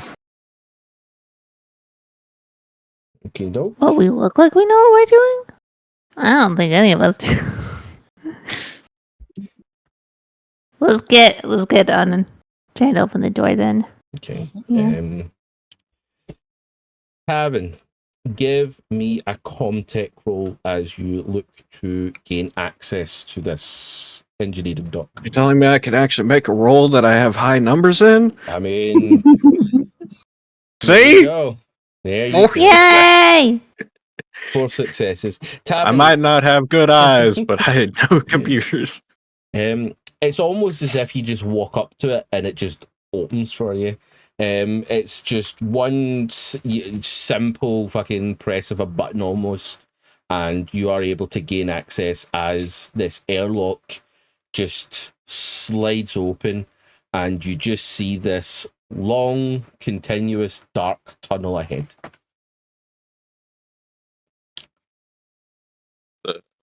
Wants to go first? On. I'll go. Okay. Go inside. We try to find things.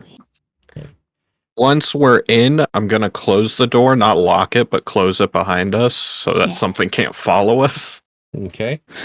That's no No problem. giant millipedes on the ship is what you're saying? Hopefully not. Nope, that's fine. So yeah, you guys are able to step into this airlock and begin to make your way down. About a quarter of the way down, you do see that there is an intercom system just to the right, but it does not look as if this looks as if it's been fried. But you do continue to walk down this airlock, and it goes for a ways away. But eventually it does open up into kind of like a quad roads. So you've got a left turn, a right turn, and a straight ahead. Are there any signs? Give me observation. You can roll for observation if you want. Oh, look at you! You got success. Okay. You got successes. We don't need our eyes, but I'm gonna look anyway. So yeah. Oh, look, even Joshua succeed. You can see. Use have all got anxiety too. As you kind of look around, you do see a couple of signs, kind of like pointing you to what, like to the left. It says that access to workshop and dormitories. To the right, there's a cargo deck and hypersleep bay. There's into straight ahead. It tells you that there's the way to the power station, the showers, the med bay. Having been in a lot of or multiple ships over the years, would I know based off of the ship's design where they would keep like an FEV, an escape vehicle? Hold on. It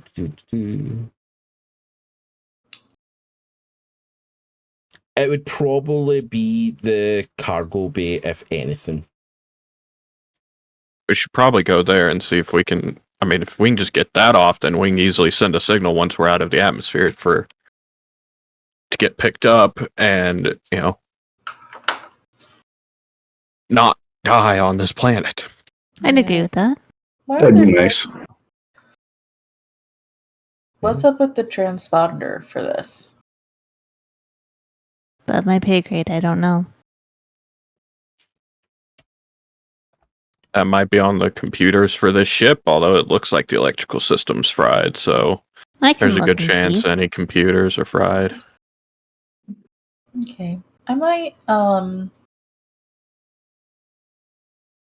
wander, check out dormitories, check out hypersleep bays, just make sure there's like no remains here or anything like that need to be dealt with. Well, what would you be wanting to check first? Because both things that you have just said are on opposite sides of the ship. I think hypersleep. Hypersleep. I'll go with you.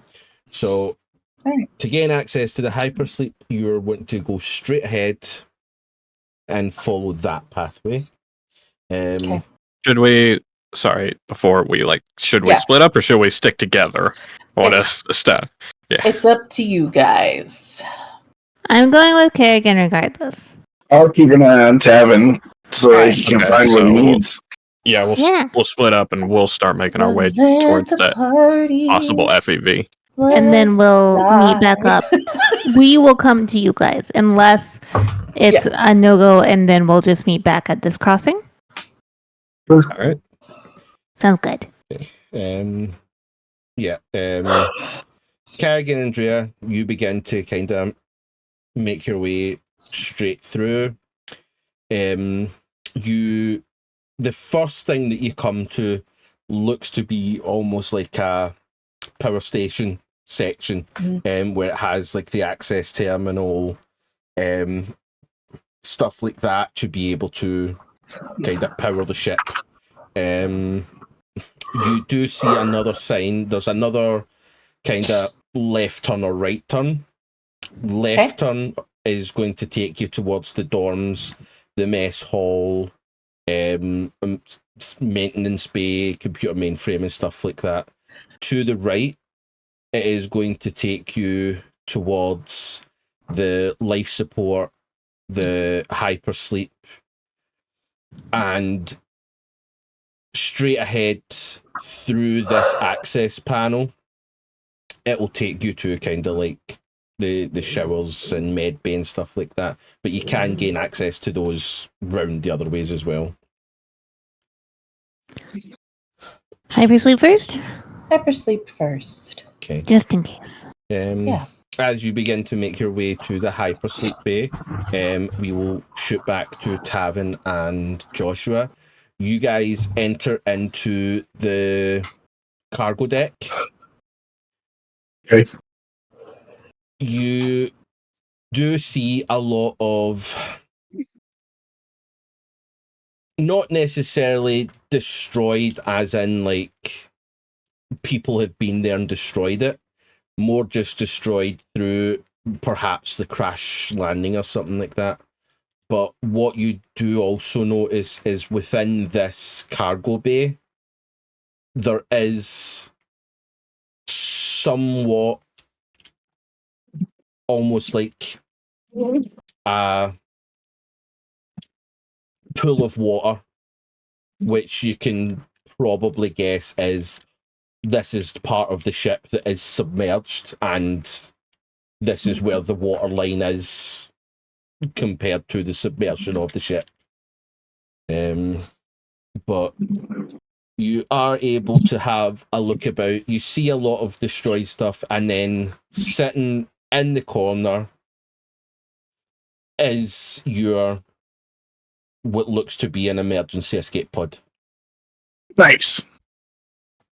Oh, Hey, I'm gonna go up to it and I'm gonna start looking at it to see if it's functional. And if it's not, what I would possibly, if I'd be able to fix it to where it can get us out of atmosphere. Give me a comm tick, quick, since you're All good right. at this. Okay. 2 successes and a panic. Yeah. Keeping it together. You're fine. You're fine. It's just it's a bit dark in here. It's only Joshua's flashlight that's kind of keeping everything lit. As you look over this pod, everything looks working. You don't see anything that would look as if it would cause damage or anything like that.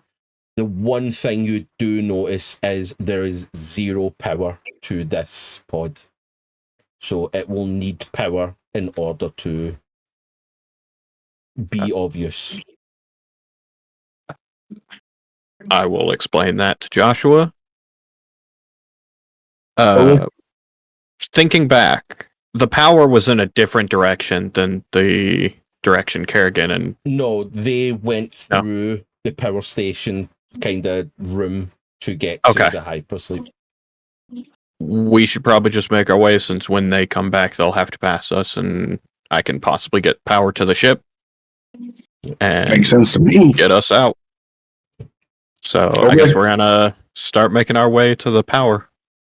Okay, very well. As you guys begin to kind of make your way back around to do that, Carrigan, Andrea, you guys make it to this doorway that says hyperbase or hypersleep bay. The door you can access. Yep. Okay, go inside. As you go inside and have a quick scan, you also notice that part of this room is got water within, from where the ship is submerged. You do see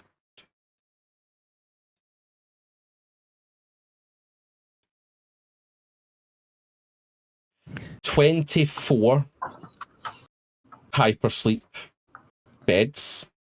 Okay. Some of which are submerged under the water. Okay. Most of which are open.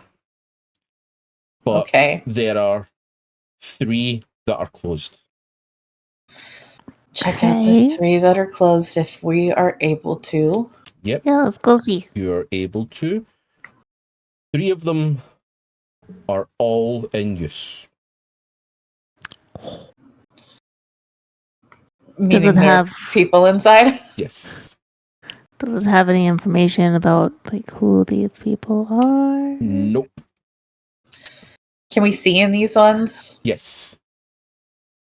There any little yellow critters in there? No. Okay. Is this like an older type of cryo or a newer type? Like, I know that in some of the older stuff it has like liquid instead of. No, this is kind of just. It's almost just as if it's like a bed with a lid. Oh. So. And there's no like readouts on whether they're alive. No. There's nothing on these things. Does they look like corpses or do they look like people? They look like people. Fuck. Okay. Is there any place I can like get my data link attached to get any sort of readouts from this? You probably need power. I know, but I'm hoping. Give me Because if they're working, there has to be some amount of power from the units themselves That's to be able to feed these people fair in assessment. trial. Yeah, give me observation roll. Okay.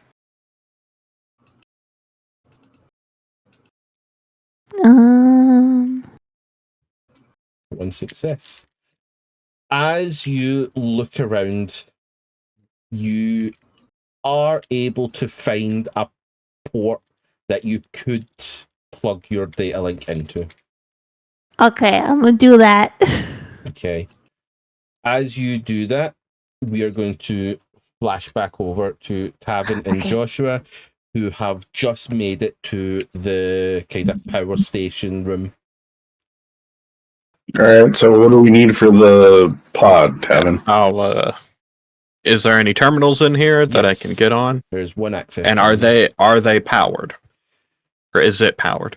I would say as you touch the terminal, no. But as you look at the terminal to the side, you do see what looks to be like almost like it looks like a server, but it's like a power generator.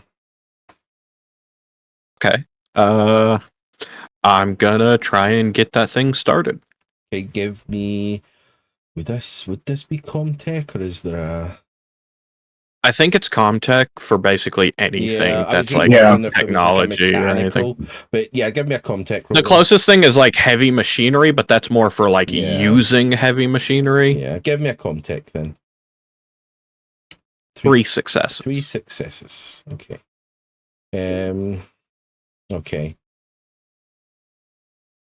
Right, so as you figure this stuff out, we'll quickly flash back over to Carrigan and Andrea. What are you guys doing in this instance with these pods? I'm letting Andrea do her thing. I'm trying to get information if there is anything off these pods. Like, are they even powered? What's going on? Okay. Do we have information on the people inside of them? So, are you plugging your data link in? Try and get this information. Okay. You plug in the data link and it explodes. Nothing seems to kind of be shown on it. Until you feel a somewhat rumble throughout this ship. As above you, almost cinematically, the lights one by one in an order just bang on overhead. And each of these pods kind of light up. And the one that you currently have your data link in suddenly opens. I'm gonna remove that that plug real fast. Okay. Yep, you could take your data link out, no problem. I'm gonna hand on gun just to be ready. Very well. We will quickly go back to Joshua and Tavin. As you kind of try and get this generator started, after a couple of kind of like clicks and trying to make sure that like wires are in the right place, it does eventually fire up as the lights sort of flicker as the kind of the access terminal and stuff like that comes to life around you. I will get on the terminal and see if power is going to the emergency escape vehicle. And if it's not, I'm going to try and reroute power to that. Okay. As you access the terminal, currently there is no power going towards the cargo and the emergency pod. All power is currently going to the hypersleep bay, the computer mainframe, the maintenance bay, and the weaponry. I will try and take it from the weapon room, and if I can, try and reroute power from the weapon room and the maintenance room. You know, these systems that don't need power right now while the ship is derelict on a swamp. Yeah. And reroute it. Nope, try and send it to the cargo. No, that is totally fair. Yeah, you're able to do that. The weapons all go offline, and you are able to kind of reroute power to the emergency pod. All right. I will turn to Joshua and say, all right, as long as nothing's wrong with the pod that I didn't find, we should be able to just go. Sweet. Let's go find Carrigan and Andrea and get the hell out of here. All right. Okay. And I'm going to lock the door to the power room behind me so that no one can go in there and fuck with it afterwards if I can. Unfortunately, you cannot, because this power station room is literally just a central hub to these corridors. Okay. Well, then I guess we're going to start making our way to the hypersleep. Okay. As you get to the hypersleep bay, you are confronted with Carrigan and Andrea kind of just standing facing towards these pods, as one pod slowly opens as a person kind of sits up groggily, kind of looking out towards you. What does this Does person look like? Does it look like a normal person? Yeah, it just looks like a normal guy. He's in a kind of flight jumpsuit kind of thing. Hello. I'm Colonial Marshal Carrigan Mackenzie. This is former Colonial Marshal. Andrea Maxwell. Yep, I almost said the other name. Don't worry about it.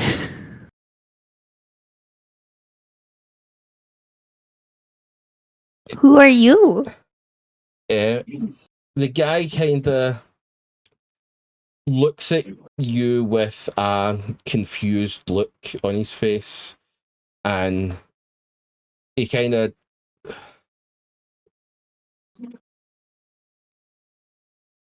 obviously just been woken up from hypersleep, and he kind of thinks to himself and just, I don't know. Where am I? Okay. Argos? Carrigan, you want to take care of him while I look at these other two pods? Okay. Okay. You don't know who you are? It kind of takes a moment to think. No. Can I look at, see if like anything he's wearing has like insignias or nameplates, or if he's got dog tags or... Yeah, you do see on his kind of like his flight suit, there is like where like the name tag would be. So kind of like on like an army suit, they would have like the surname. Yeah. This one just says HK4413-08. I will send you. Oh. Don't worry. Delightful. I'm just gonna call you H for now. Okay. So H. Yeah, I'll send you just now. 413. You remember language. That's great. I'm guessing the rest of you will want it. So. Mm-hmm. Do you know what year it is?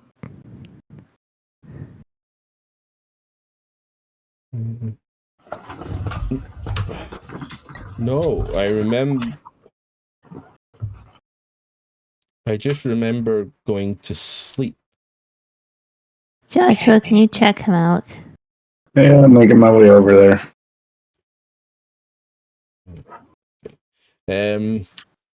Yeah. Give me a medical roll, Joshua. Medical. If Joshua has him, I'm going just do to that, that's right. Sorry, to join.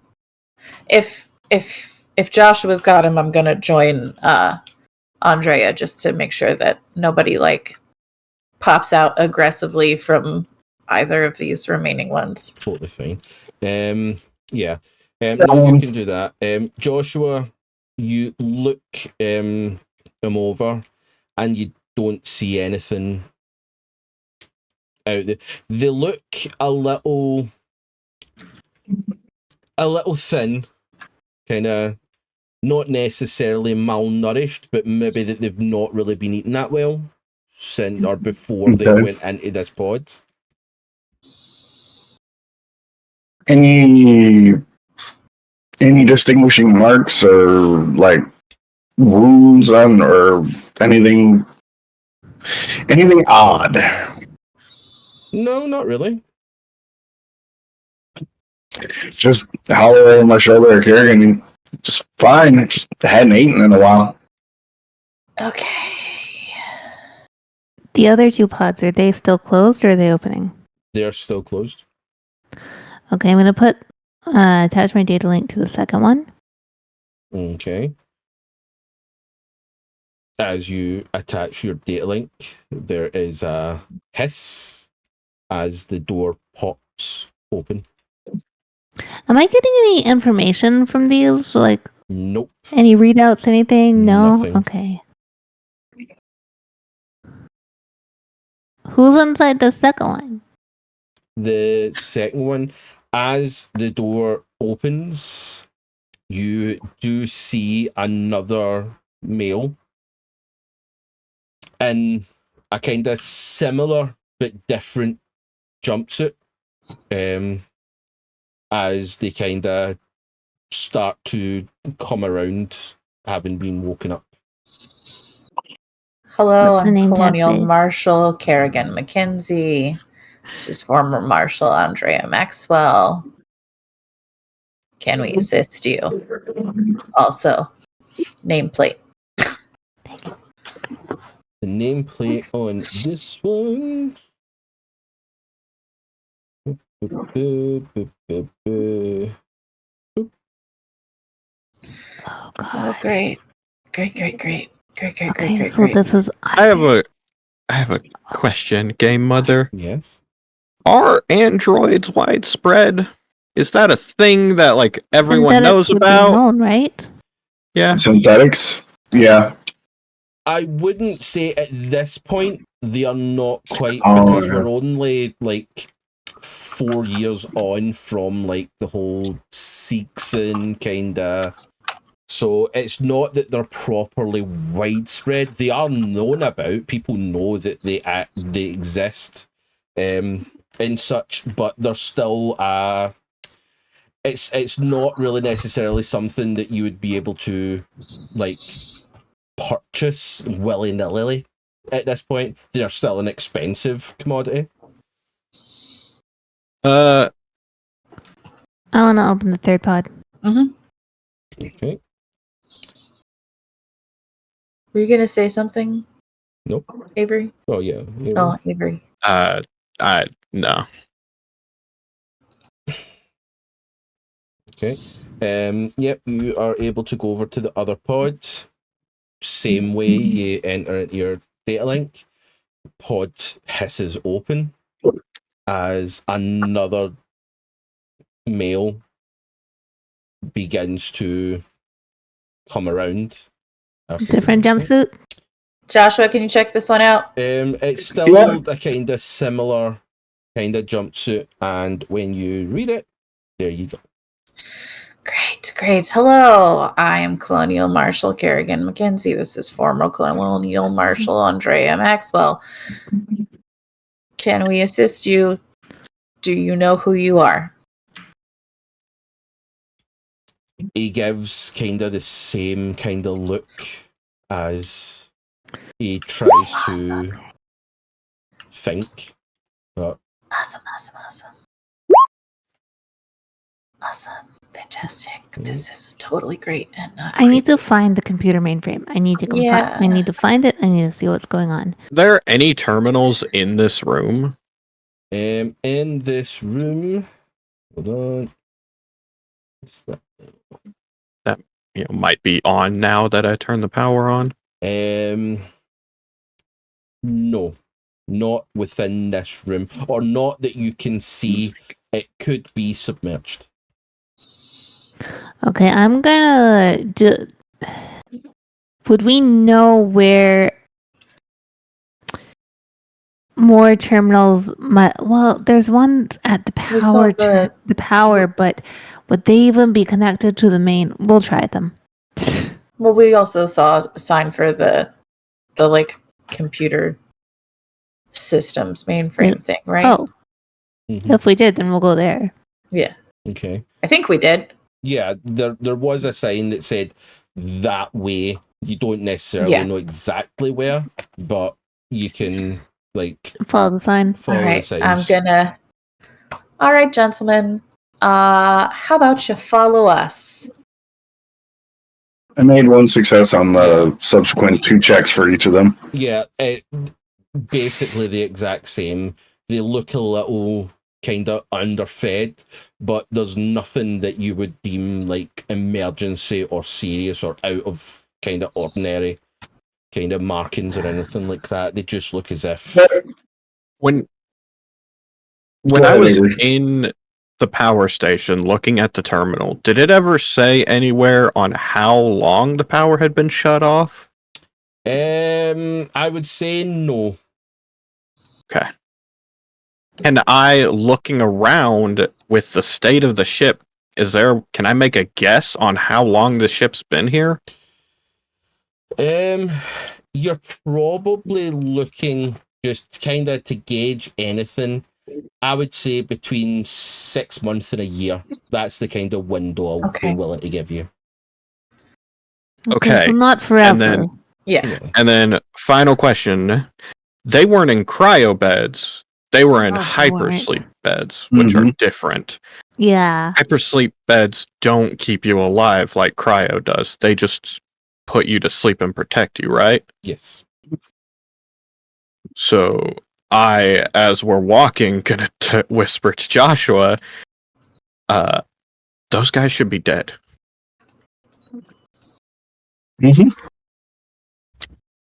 But they're just undernourished. Game Mother, do they look like, as I was looking them over, they don't look like prisoners, right? Their jumpers aren't prison jumpers? No, it looks like it's like flight suits. Okay. Give me an observation roll, actually, Joshua.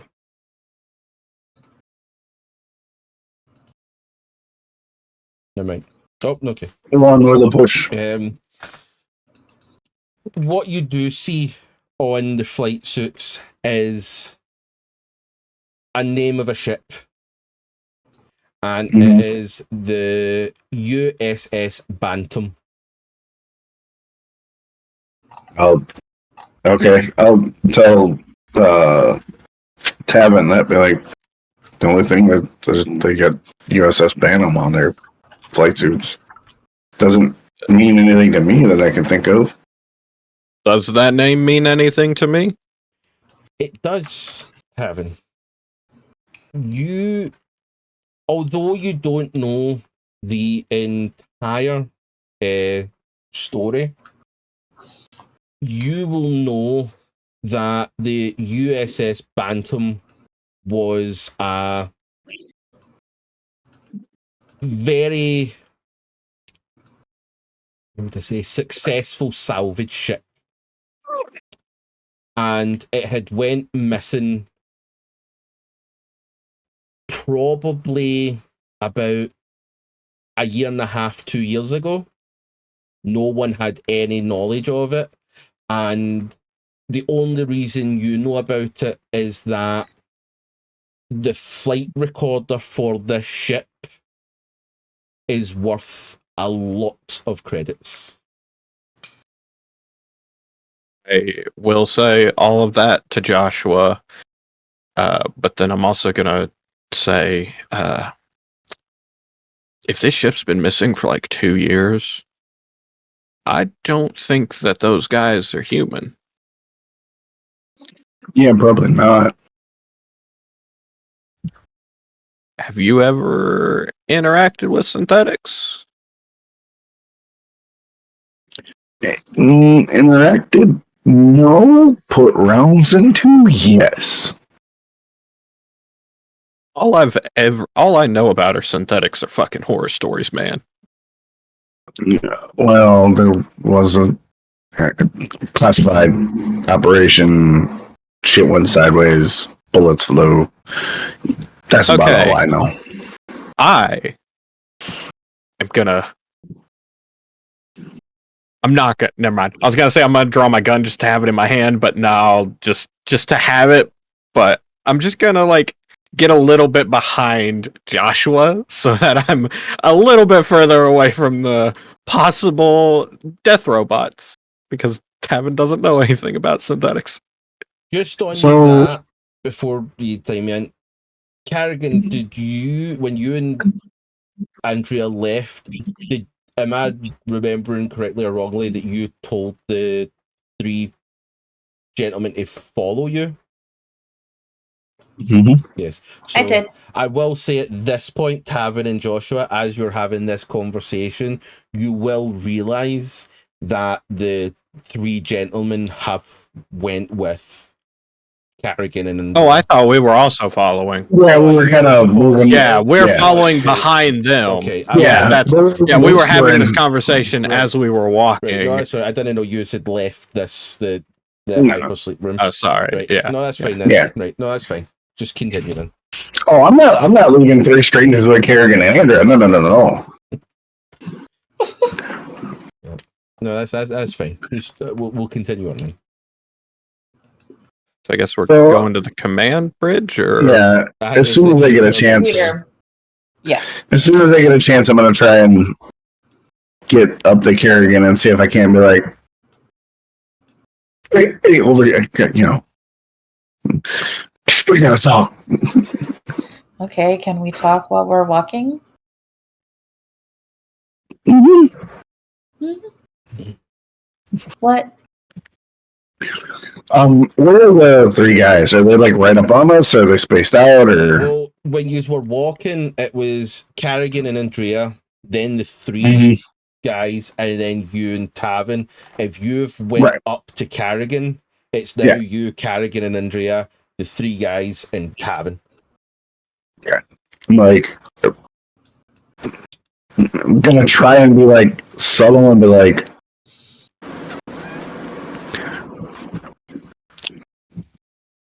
I don't think they're human. Okay, so now we have to establish a thing because me, Heba, we all know that I don't know that much about this universe, but that is not the same as Carrigan. So, what type of knowledge would Carrigan have? about synthetics. yeah. That they were created to make life easier for human race, that they were made to do the kind of dirty jobs, the hard jobs, kind of like just be general. Basically, they were created servants of the human race.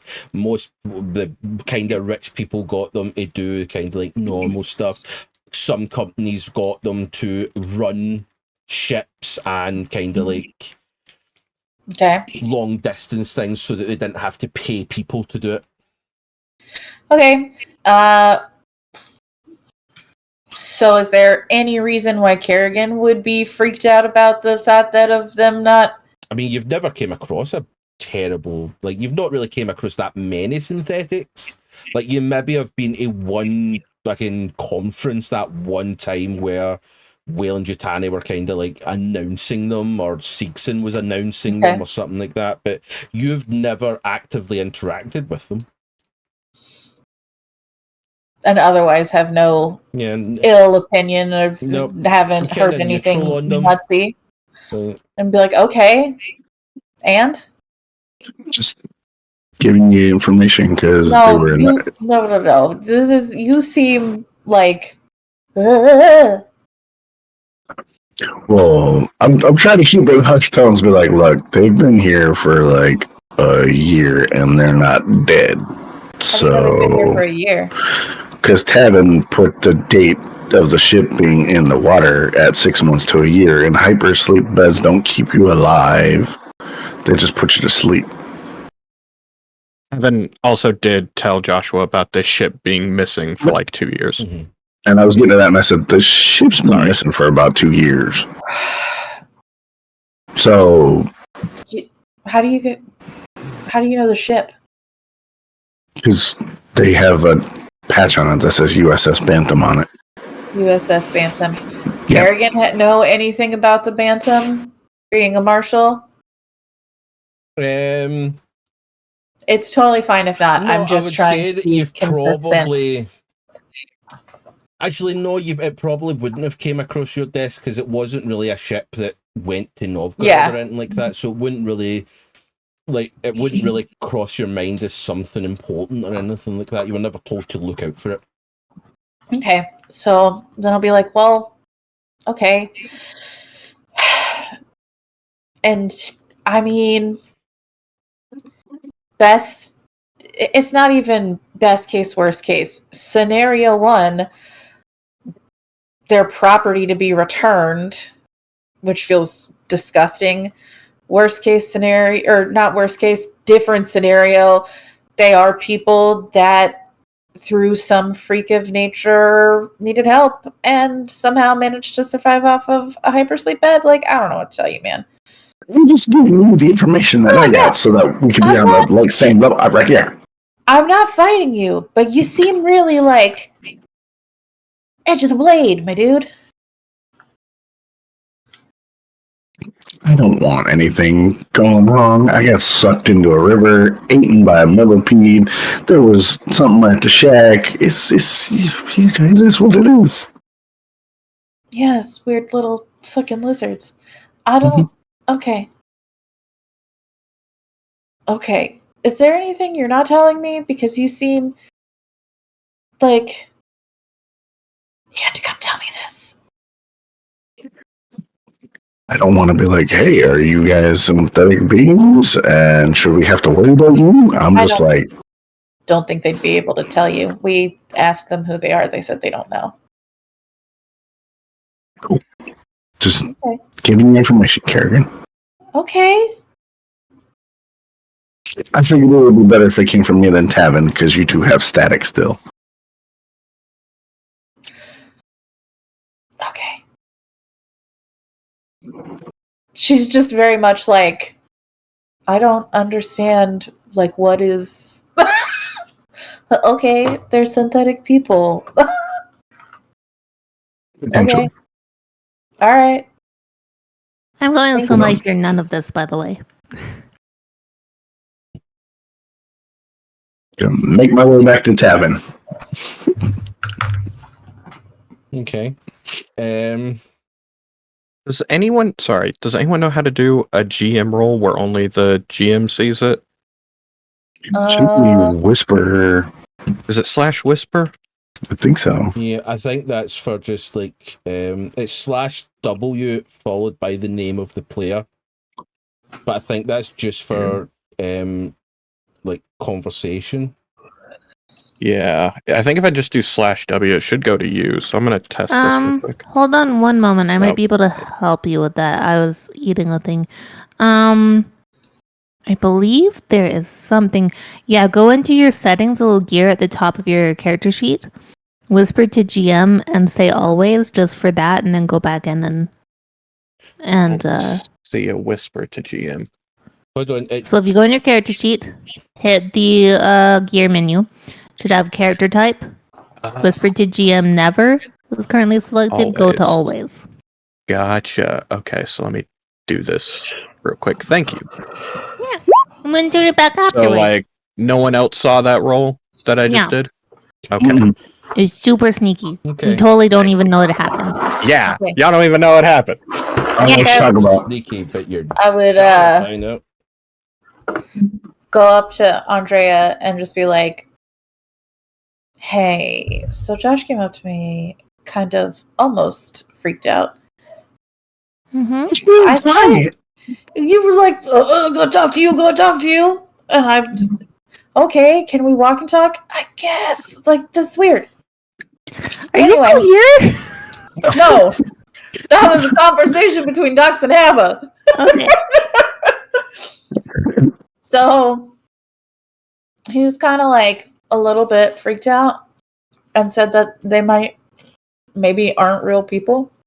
Might be like synthetics. Okay, Mother, what do I know about synthetics? Pretty much the same. That you've not really had any interaction with them. You know they exist. You know the general like. Isn't Wayland Yutani like a manufacturer of synthetics? Yeah, that's what I'm wondering. They're somewhat a manufacturer, but Siegson was like the main.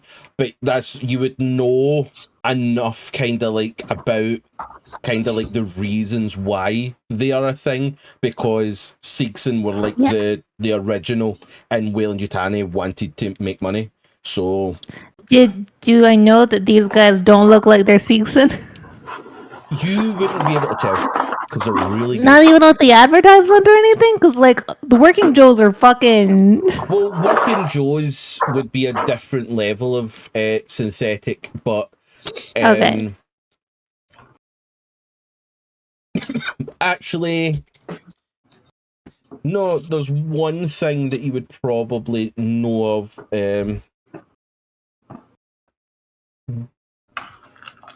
Hold on.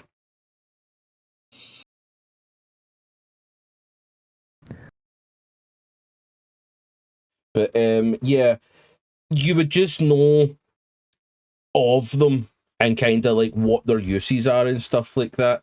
But you've never really. Again, it's similar to Carrigan. It's kind of a neutral.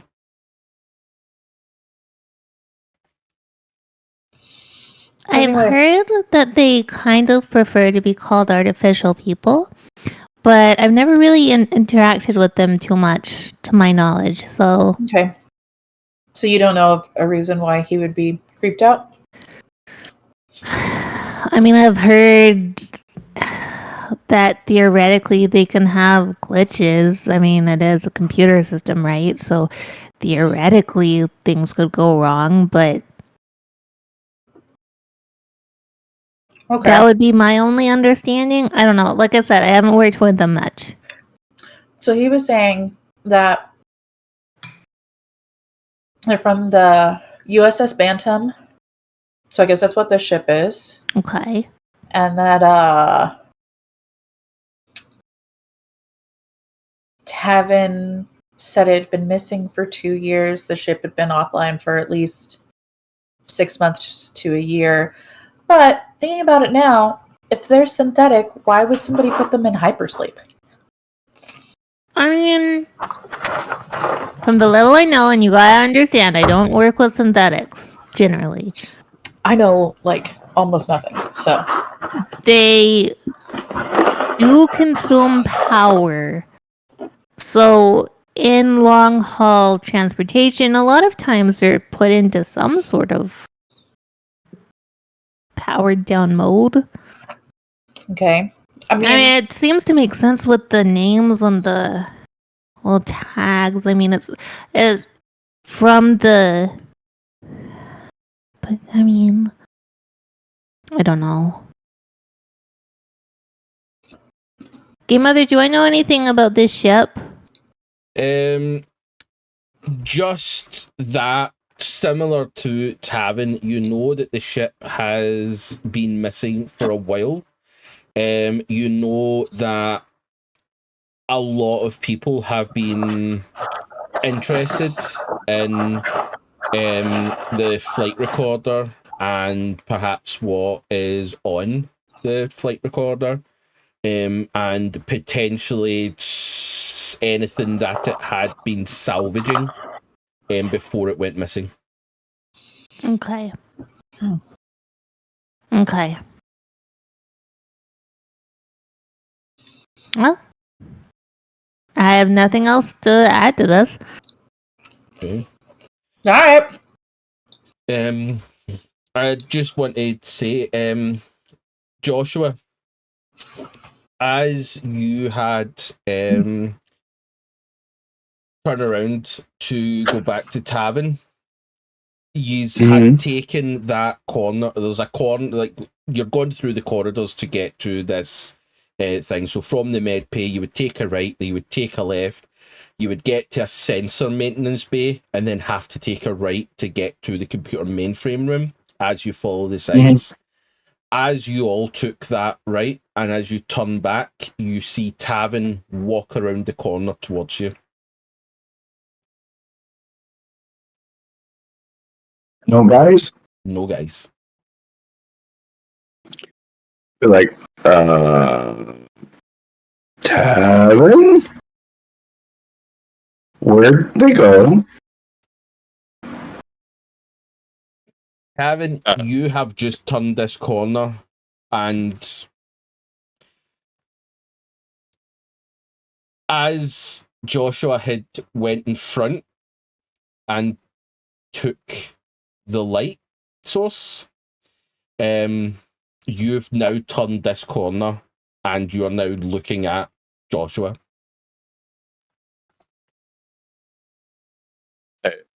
They were there and then they weren't. Was there an opening in the hallway? Was there a door? There was a left turn. You guys went right. I'm going to point in that direction and indicate to Joshua to point the flashlight because I couldn't fucking see anything. I didn't even think about that. Fuck. Didn't even turn on the lights? They're flashing. Some of them, but yeah, and then I rerouted a lot of power. Very aesthetic. Can I look down the hallway and see them? You look down the hallway and give me an observation. Okay. You will have to change your... once it's... Yeah, I already can. As Joshua does put his flashlight down there, you do see a glimpse of someone running and turning the last corner down that corridor. I will turn to Carrigan and Andrea and say, hey, they ran away. Huh.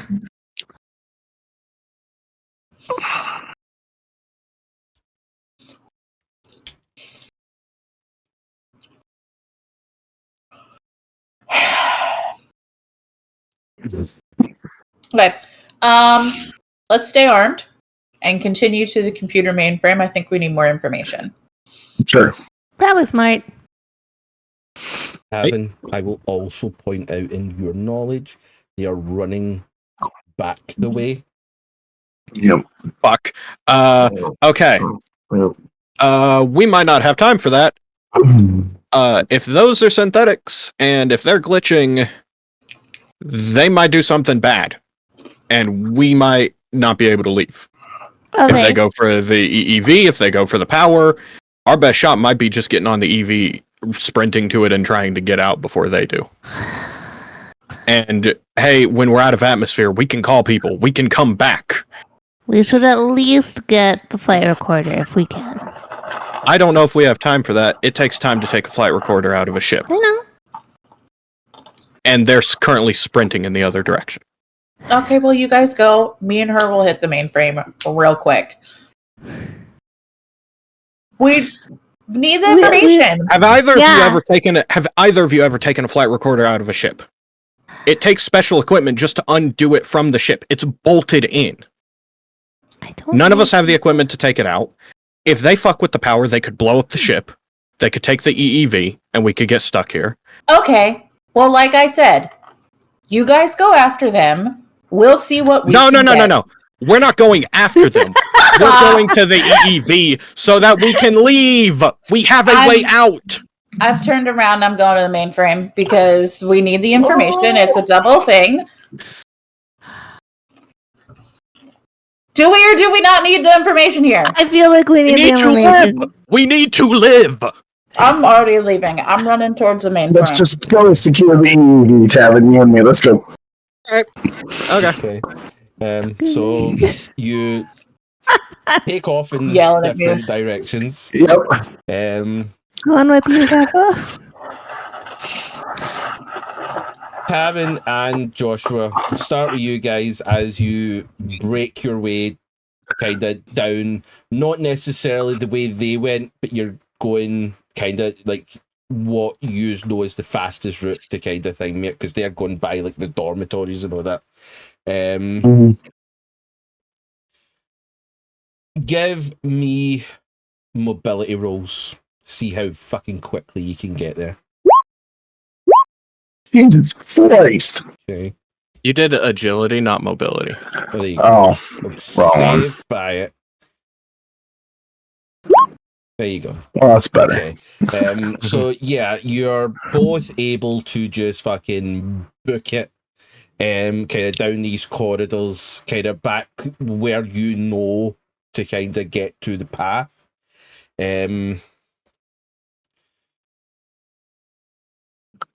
As you get back to basically where the kind of door, like this kind of central access way, like that original kind of quad road, as you get back to there, you do have a glance and you see these three men clutching kind of like bags and clothing and stuff like that, making their way down kind of towards this central point. There is an access terminal at this point where the four doors are.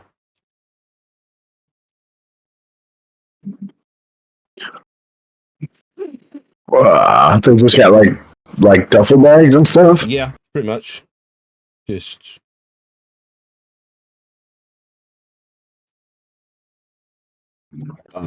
Just gonna be like, are we running past them, or are they like we gotta get they through are them? now coming towards you. You guys are now at this crossroads, where when you originally came in, you'd went to the right to go to the cargo deck. They are coming from the left.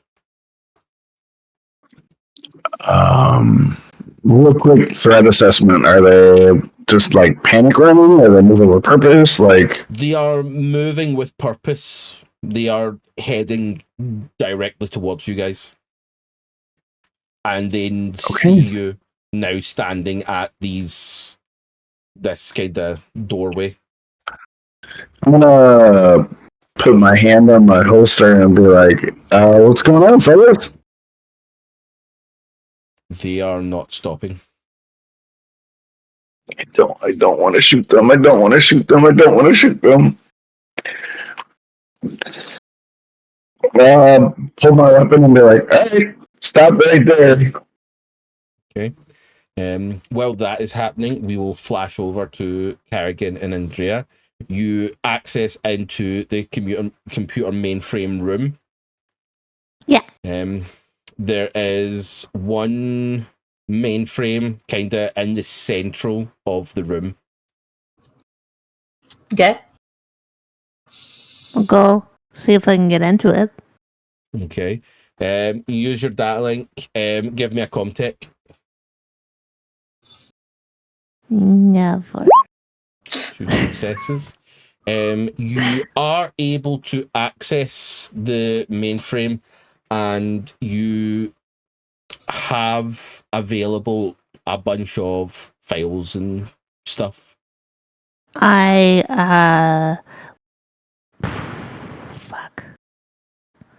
I guess I'm gonna download everything I can. Okay. But also, I want to look like what do these have? Date created sort of things that I can choose They the don't most recent. really have dates or anything like that, but they do have file names, and one in particular comes up. There's like multiple files of it, and it just says Project Life Force. Anything other? Well, okay, I'm gonna open it then. Okay. You open it, and it talks about bioweapons, and something that comes up multiple times is Dark Star. Okay. So it does this mainframe have anything else connected to like why the ship might have gone missing or anything like that? It does have a file that the last job that this ship was on was searching for the USCSS Nostromo. Do I know anything about that ship? This ship is very important to Weyland-Yutani. You don't know why, but you know this is a make or break ship for many projects that Weyland-Yutani have been working on. And the Nostromo was also a salvage ship. Okay. Okay, I'm gonna get all of the everything that I can get onto my data link. I am going to get onto it. And I assume that we literally can't take the flight recorder. No, you are not getting that flight recorder out. Okay. Okay. Well, Carrigan, as far as I can tell, this was involved in some bioweapons research, perhaps, and I don't know too much more. We can't stop to read through all the files yet, but I did copy all the files, so we can take them with us. Beautiful. You got everything that you can take? I got everything. He is right, though. We cannot take the flight recorder with us. That's fine, but we at least were able to get something. Yes. Let's head back Find that them. way. Hopefully they're not dead, and or if left those without are us. synths. Do you think they're synths, or do you think they're people who know. broke in and pretended? Yeah, I don't know. They could be anything. That's Synths look malnourished. I don't know. I don't know. I've seen like one in my life. Maybe. I've never knowingly worked with a synth, but that doesn't say much. I mean, but why would you? They're meant for like mining and shit. Yeah. Okay, let's go. Let's go. So you guys begin booking it, I guess, back to...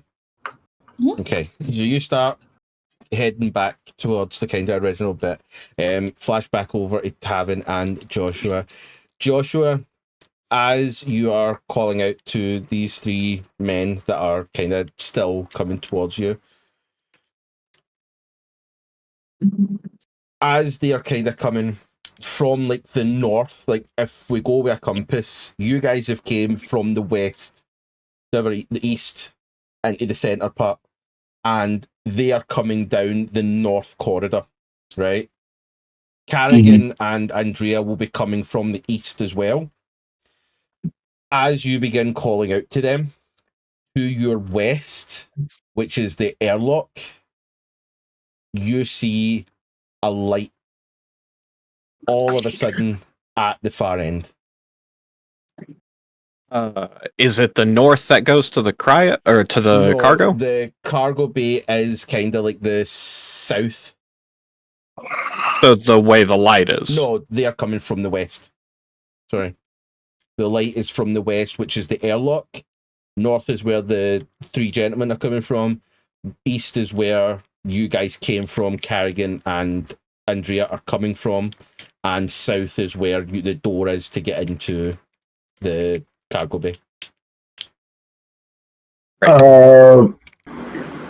If there's time, over my shoulder, I'm going to ask Tavin, how many can the EEV hold? I didn't look inside. It's usually 3 or 4.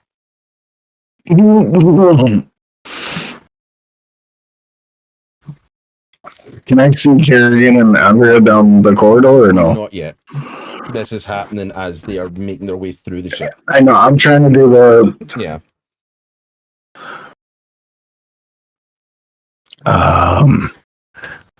I had no reason to shoot them, and now there's something coming from the airlock. I'm gonna point my gun at the guys and just yell "stop" Yeah, and see if they do. Okay. With the gun pointed at them, they do not stop, but they do slow down and start looking at you as they kind of almost begin to walk still towards you. I'm gonna look to the west and keep an eye on it, like kind of split my vision with my weapon. I'm gonna look to the west and then kind of move back to cover that too. Yep. I want to shoot the ground next to him and say, "I said stop." And Tavin is like shaking at this point. Okay. Give me a range combat shot. Please stop. 2 successes. 2 successes. Okay. Yep. You fire your gun, just in front of them, and yell out for them to stop, and they do in fact stop as they just lock eyes with you. Okay. I guess I'm just gonna wait for Carrigan and Andrea to finally catch up with us. I will say probably about 15-20 seconds pass, and then Carrigan and Andrea begin kind of running across this stretch of the corridor towards where you are at this crossroads. I take it we can see this little standoff. You can see Tavin and Joshua standing in the middle, but as you're coming across, they would be up the corridor to the right, and you would be able to see somewhat of a light, but it's still way down, so it's almost they would be blocking. And I heard, somewhat. I would have heard the gunshot. Yes, you would have heard. Hey, is everyone okay? We should go. Oh my God, Tavin, what is going on? Real quickly, they're headed towards where we need to go, and now something's coming through the airlock. Then let's go. I am gonna start making my way to the EEV, not waiting for anyone else. Okay. Yep. Shocking. since everyone's there. So I'm gonna start running. Okay. Yeah, you're able to make it into the cargo bay, and you get to the EEV. Give I was gonna say I was gonna wait at the cargo bay door okay. for the three to come through, so I can try and lock it behind us. Okay. I'm just gonna fall back and follow Tavin, but keep an eye on the three guys. I mean, I'll go back with them, but then be asking the guys why they ran away. What, you don't know who you are, but you knew where to go get duffel bags? That's really strange. Oh, there's no reaction from We them. should leave. Come on. But as you begin to fall back, they begin their travel the way you guys are going.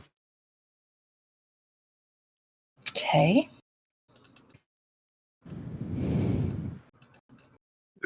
I guess we're hustling to beat them to the spot at this point. I think we get in, and hopefully Tavin can lock the door behind us. Okay. I'll try and do that. As you're all breaking in, Carrigan, can you give me an agility roll, please?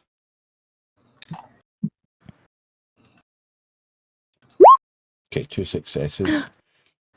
As you're trying to communicate with these three men, as you're also falling back in, as you get to the door, you do see one of them pull a gun and fire towards you, as you're able to avoid and dip into the cargo bay.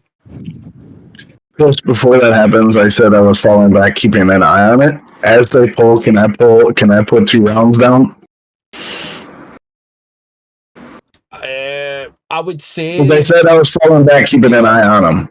Yeah, I would say yeah. Give range. Okay. Nope. Got a penny. Okay. Yay! You do fire off 2 rounds, but they go wayward into side paneling and stuff as you're all able to kind of bundle into the cargo bay door. Tavin, give me a comm tech. All right. Yeah, 3 successes. 3 successes. You're able to get the door closed and locked. Okay.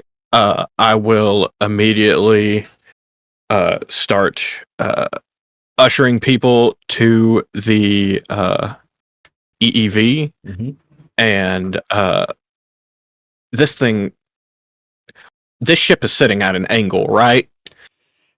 Somewhat at an angle, yes. It's not too much that you're going to fire this. Like, you're not going to fly into Well, the I was jungle. just thinking. You're still going up. Yeah. So you're fine with that. Like, Okay. I'm gonna try and usher people into the EEV. Yeah. And since we're sitting at an angle, I want to try and can I try and open the cargo bay first? Like the big cargo bay doors? yeah, you can open up the roof kind of thing. Okay. Yeah. And then I want to try and program the EEV to launch, but then automatically start course correcting so we don't just launch at a wild angle. Yeah. No, that's fine. Yeah, you are able to do that with the AEV. You need to program at the terminal, kind of outside the EEV itself. Yeah, that's what I was afraid of. Where Okay. everything is, but you can get everybody in and begin. If you give me another comm tech, you can kind of start programming. All right. 1 success. Yay. That's pretty good. I will say at this point, you do start hearing banging on the door, and what sounds like the occasional gunshot, as you can only, all of you, imagine that these guys are trying always to access this door. So, everybody getting into the EEV then? Yeah. Okay. Mm-hmm. Tavin. Yeah. Oh no, you got the success. Done.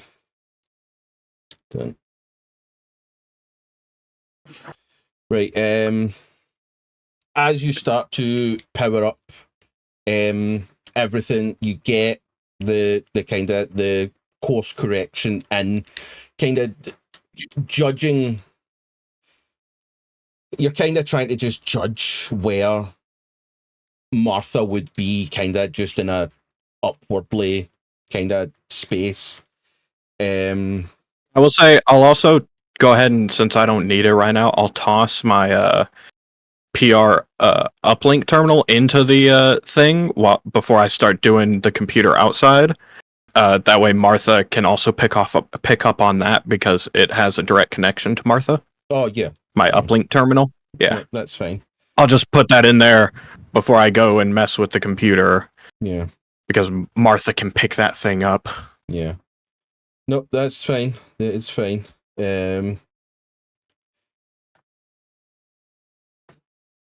Yeah, so at the moment, as you're kind of rushing to try, the doors are slowly opening from in the cargo bay.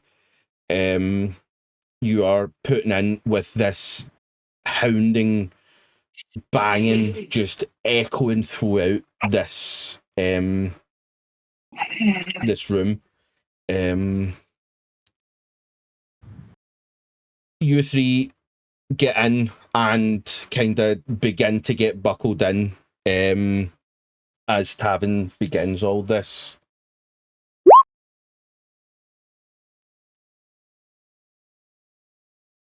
Okay. Thank you, Tavin.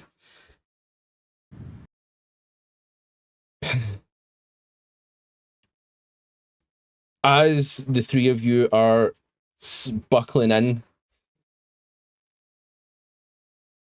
the door of the EEV closes behind you. As launch procedure begins. What's just happened? Can we force that open At to get Tavin in? that point, the intercom of the EV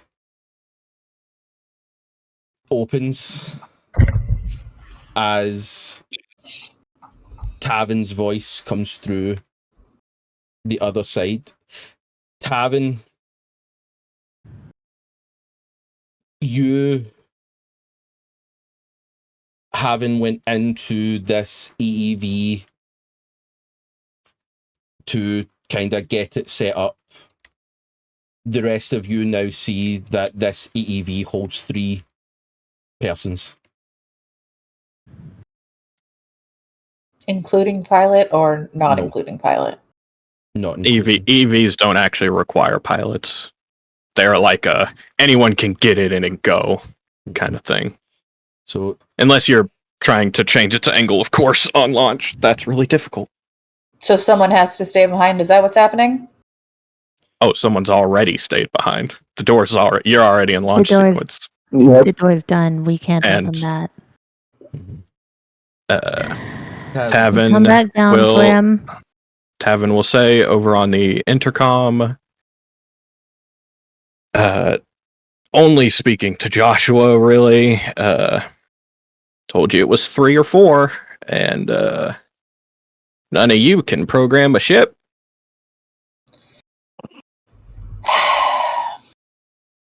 And I will just let it launch, and the doors to the cargo bay is opening, right? That the guys are coming out of. Well, no, it's the roof doors that are opening for the ship Oh, to okay. climb you up. But there is still pounding, banging, occasional gunshots happening at the door that you locked behind you, which you can all hear through the intercom right now.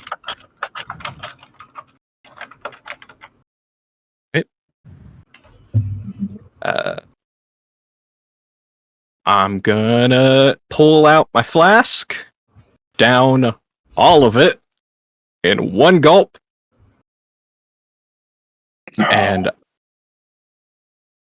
I'm gonna wait for the ship to launch before I do anything else. Okay. I want to constantly watch the computer and make sure that nothing goes wrong. It doesn't hit a fucking tree or something. Give me a piloting roll. All right. Oh, let me make sure this isn't unsecret anymore. Okay. 6 successes. Holy shit. That's the best roll I've had in this entire fucking game. Yep.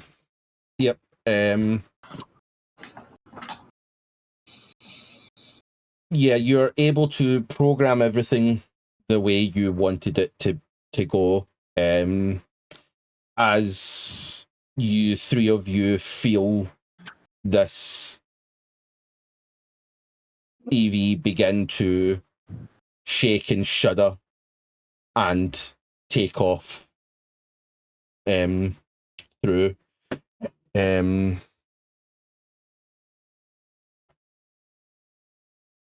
As the ship begins to lift, you all still continue to hear through the intercom the banging on the door to the cargo bay. Tavin, as you sit waiting for your crew mates to kind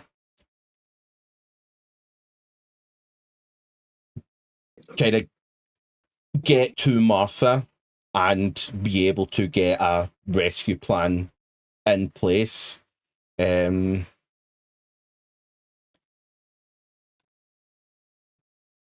Here's what we're going to do. D20 roll. 11 to 20. They do not break in. 10 or below. They do. Okay? So... Flash over 20. Oh, it's okay. I'll roll this one because this is them Oh, attempting okay. to break in because I don't have a Oh, yeah. strength roll or anything like that for them. Okay.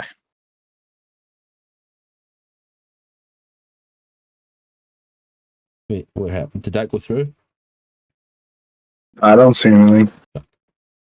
You might have done it as only a GM roll. Okay. That's what it is.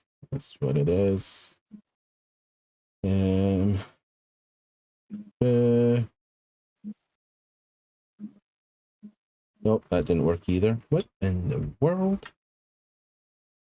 I mean, if it's rolling, just say what it is, No, it's coming up 1 success, 0 successes. Like it's not actually rolling my dice. Just do r/1d20. Oh, that means hold on. r/1d20.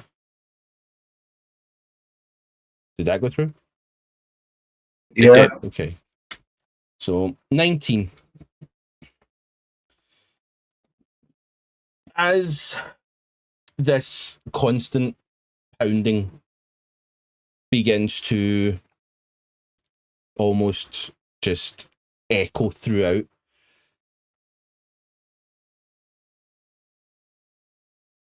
and you sit and watch this EV take off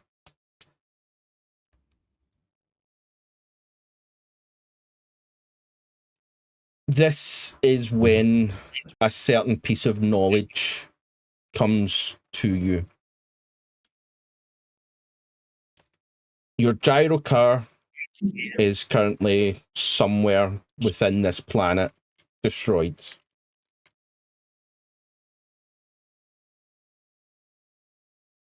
Martha has no way of getting to you. Not within this planet's electromagnetic field.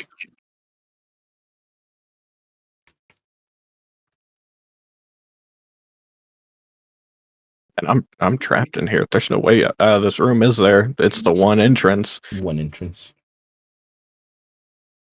I'm gonna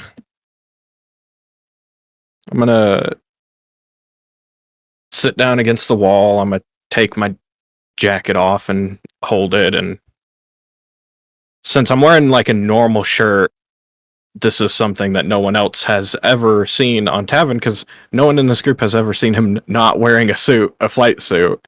He has a lot of circular burn marks on his back that you can just like see over the top of his shirt. I'm gonna kind of wrap my jacket around myself like a blanket and pull out my gun, and I'm gonna just sit there and wait. And when they eventually do make it through the door, because it's a matter of time, it's a win, not an if. I'm gonna wait for them to come through, shoot at them once, and then I'll put the gun to my head, and we'll fade to black.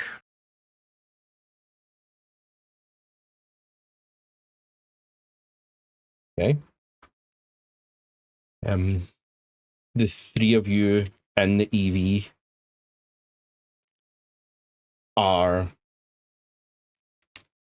listening to this constant banging as you begin to reach the atmosphere, and you hear the moment the door breaks in, and you hear shouting, and then you hear 2 gunshots go off as you reach the atmosphere into orbit and hear static through the intercom. And not long off after that, Tavin's Batlink computer, which he threw in, begins to pick up connection with Martha.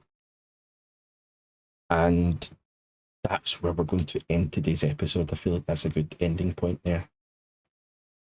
We're also an hour past the time. Yeah, we went late.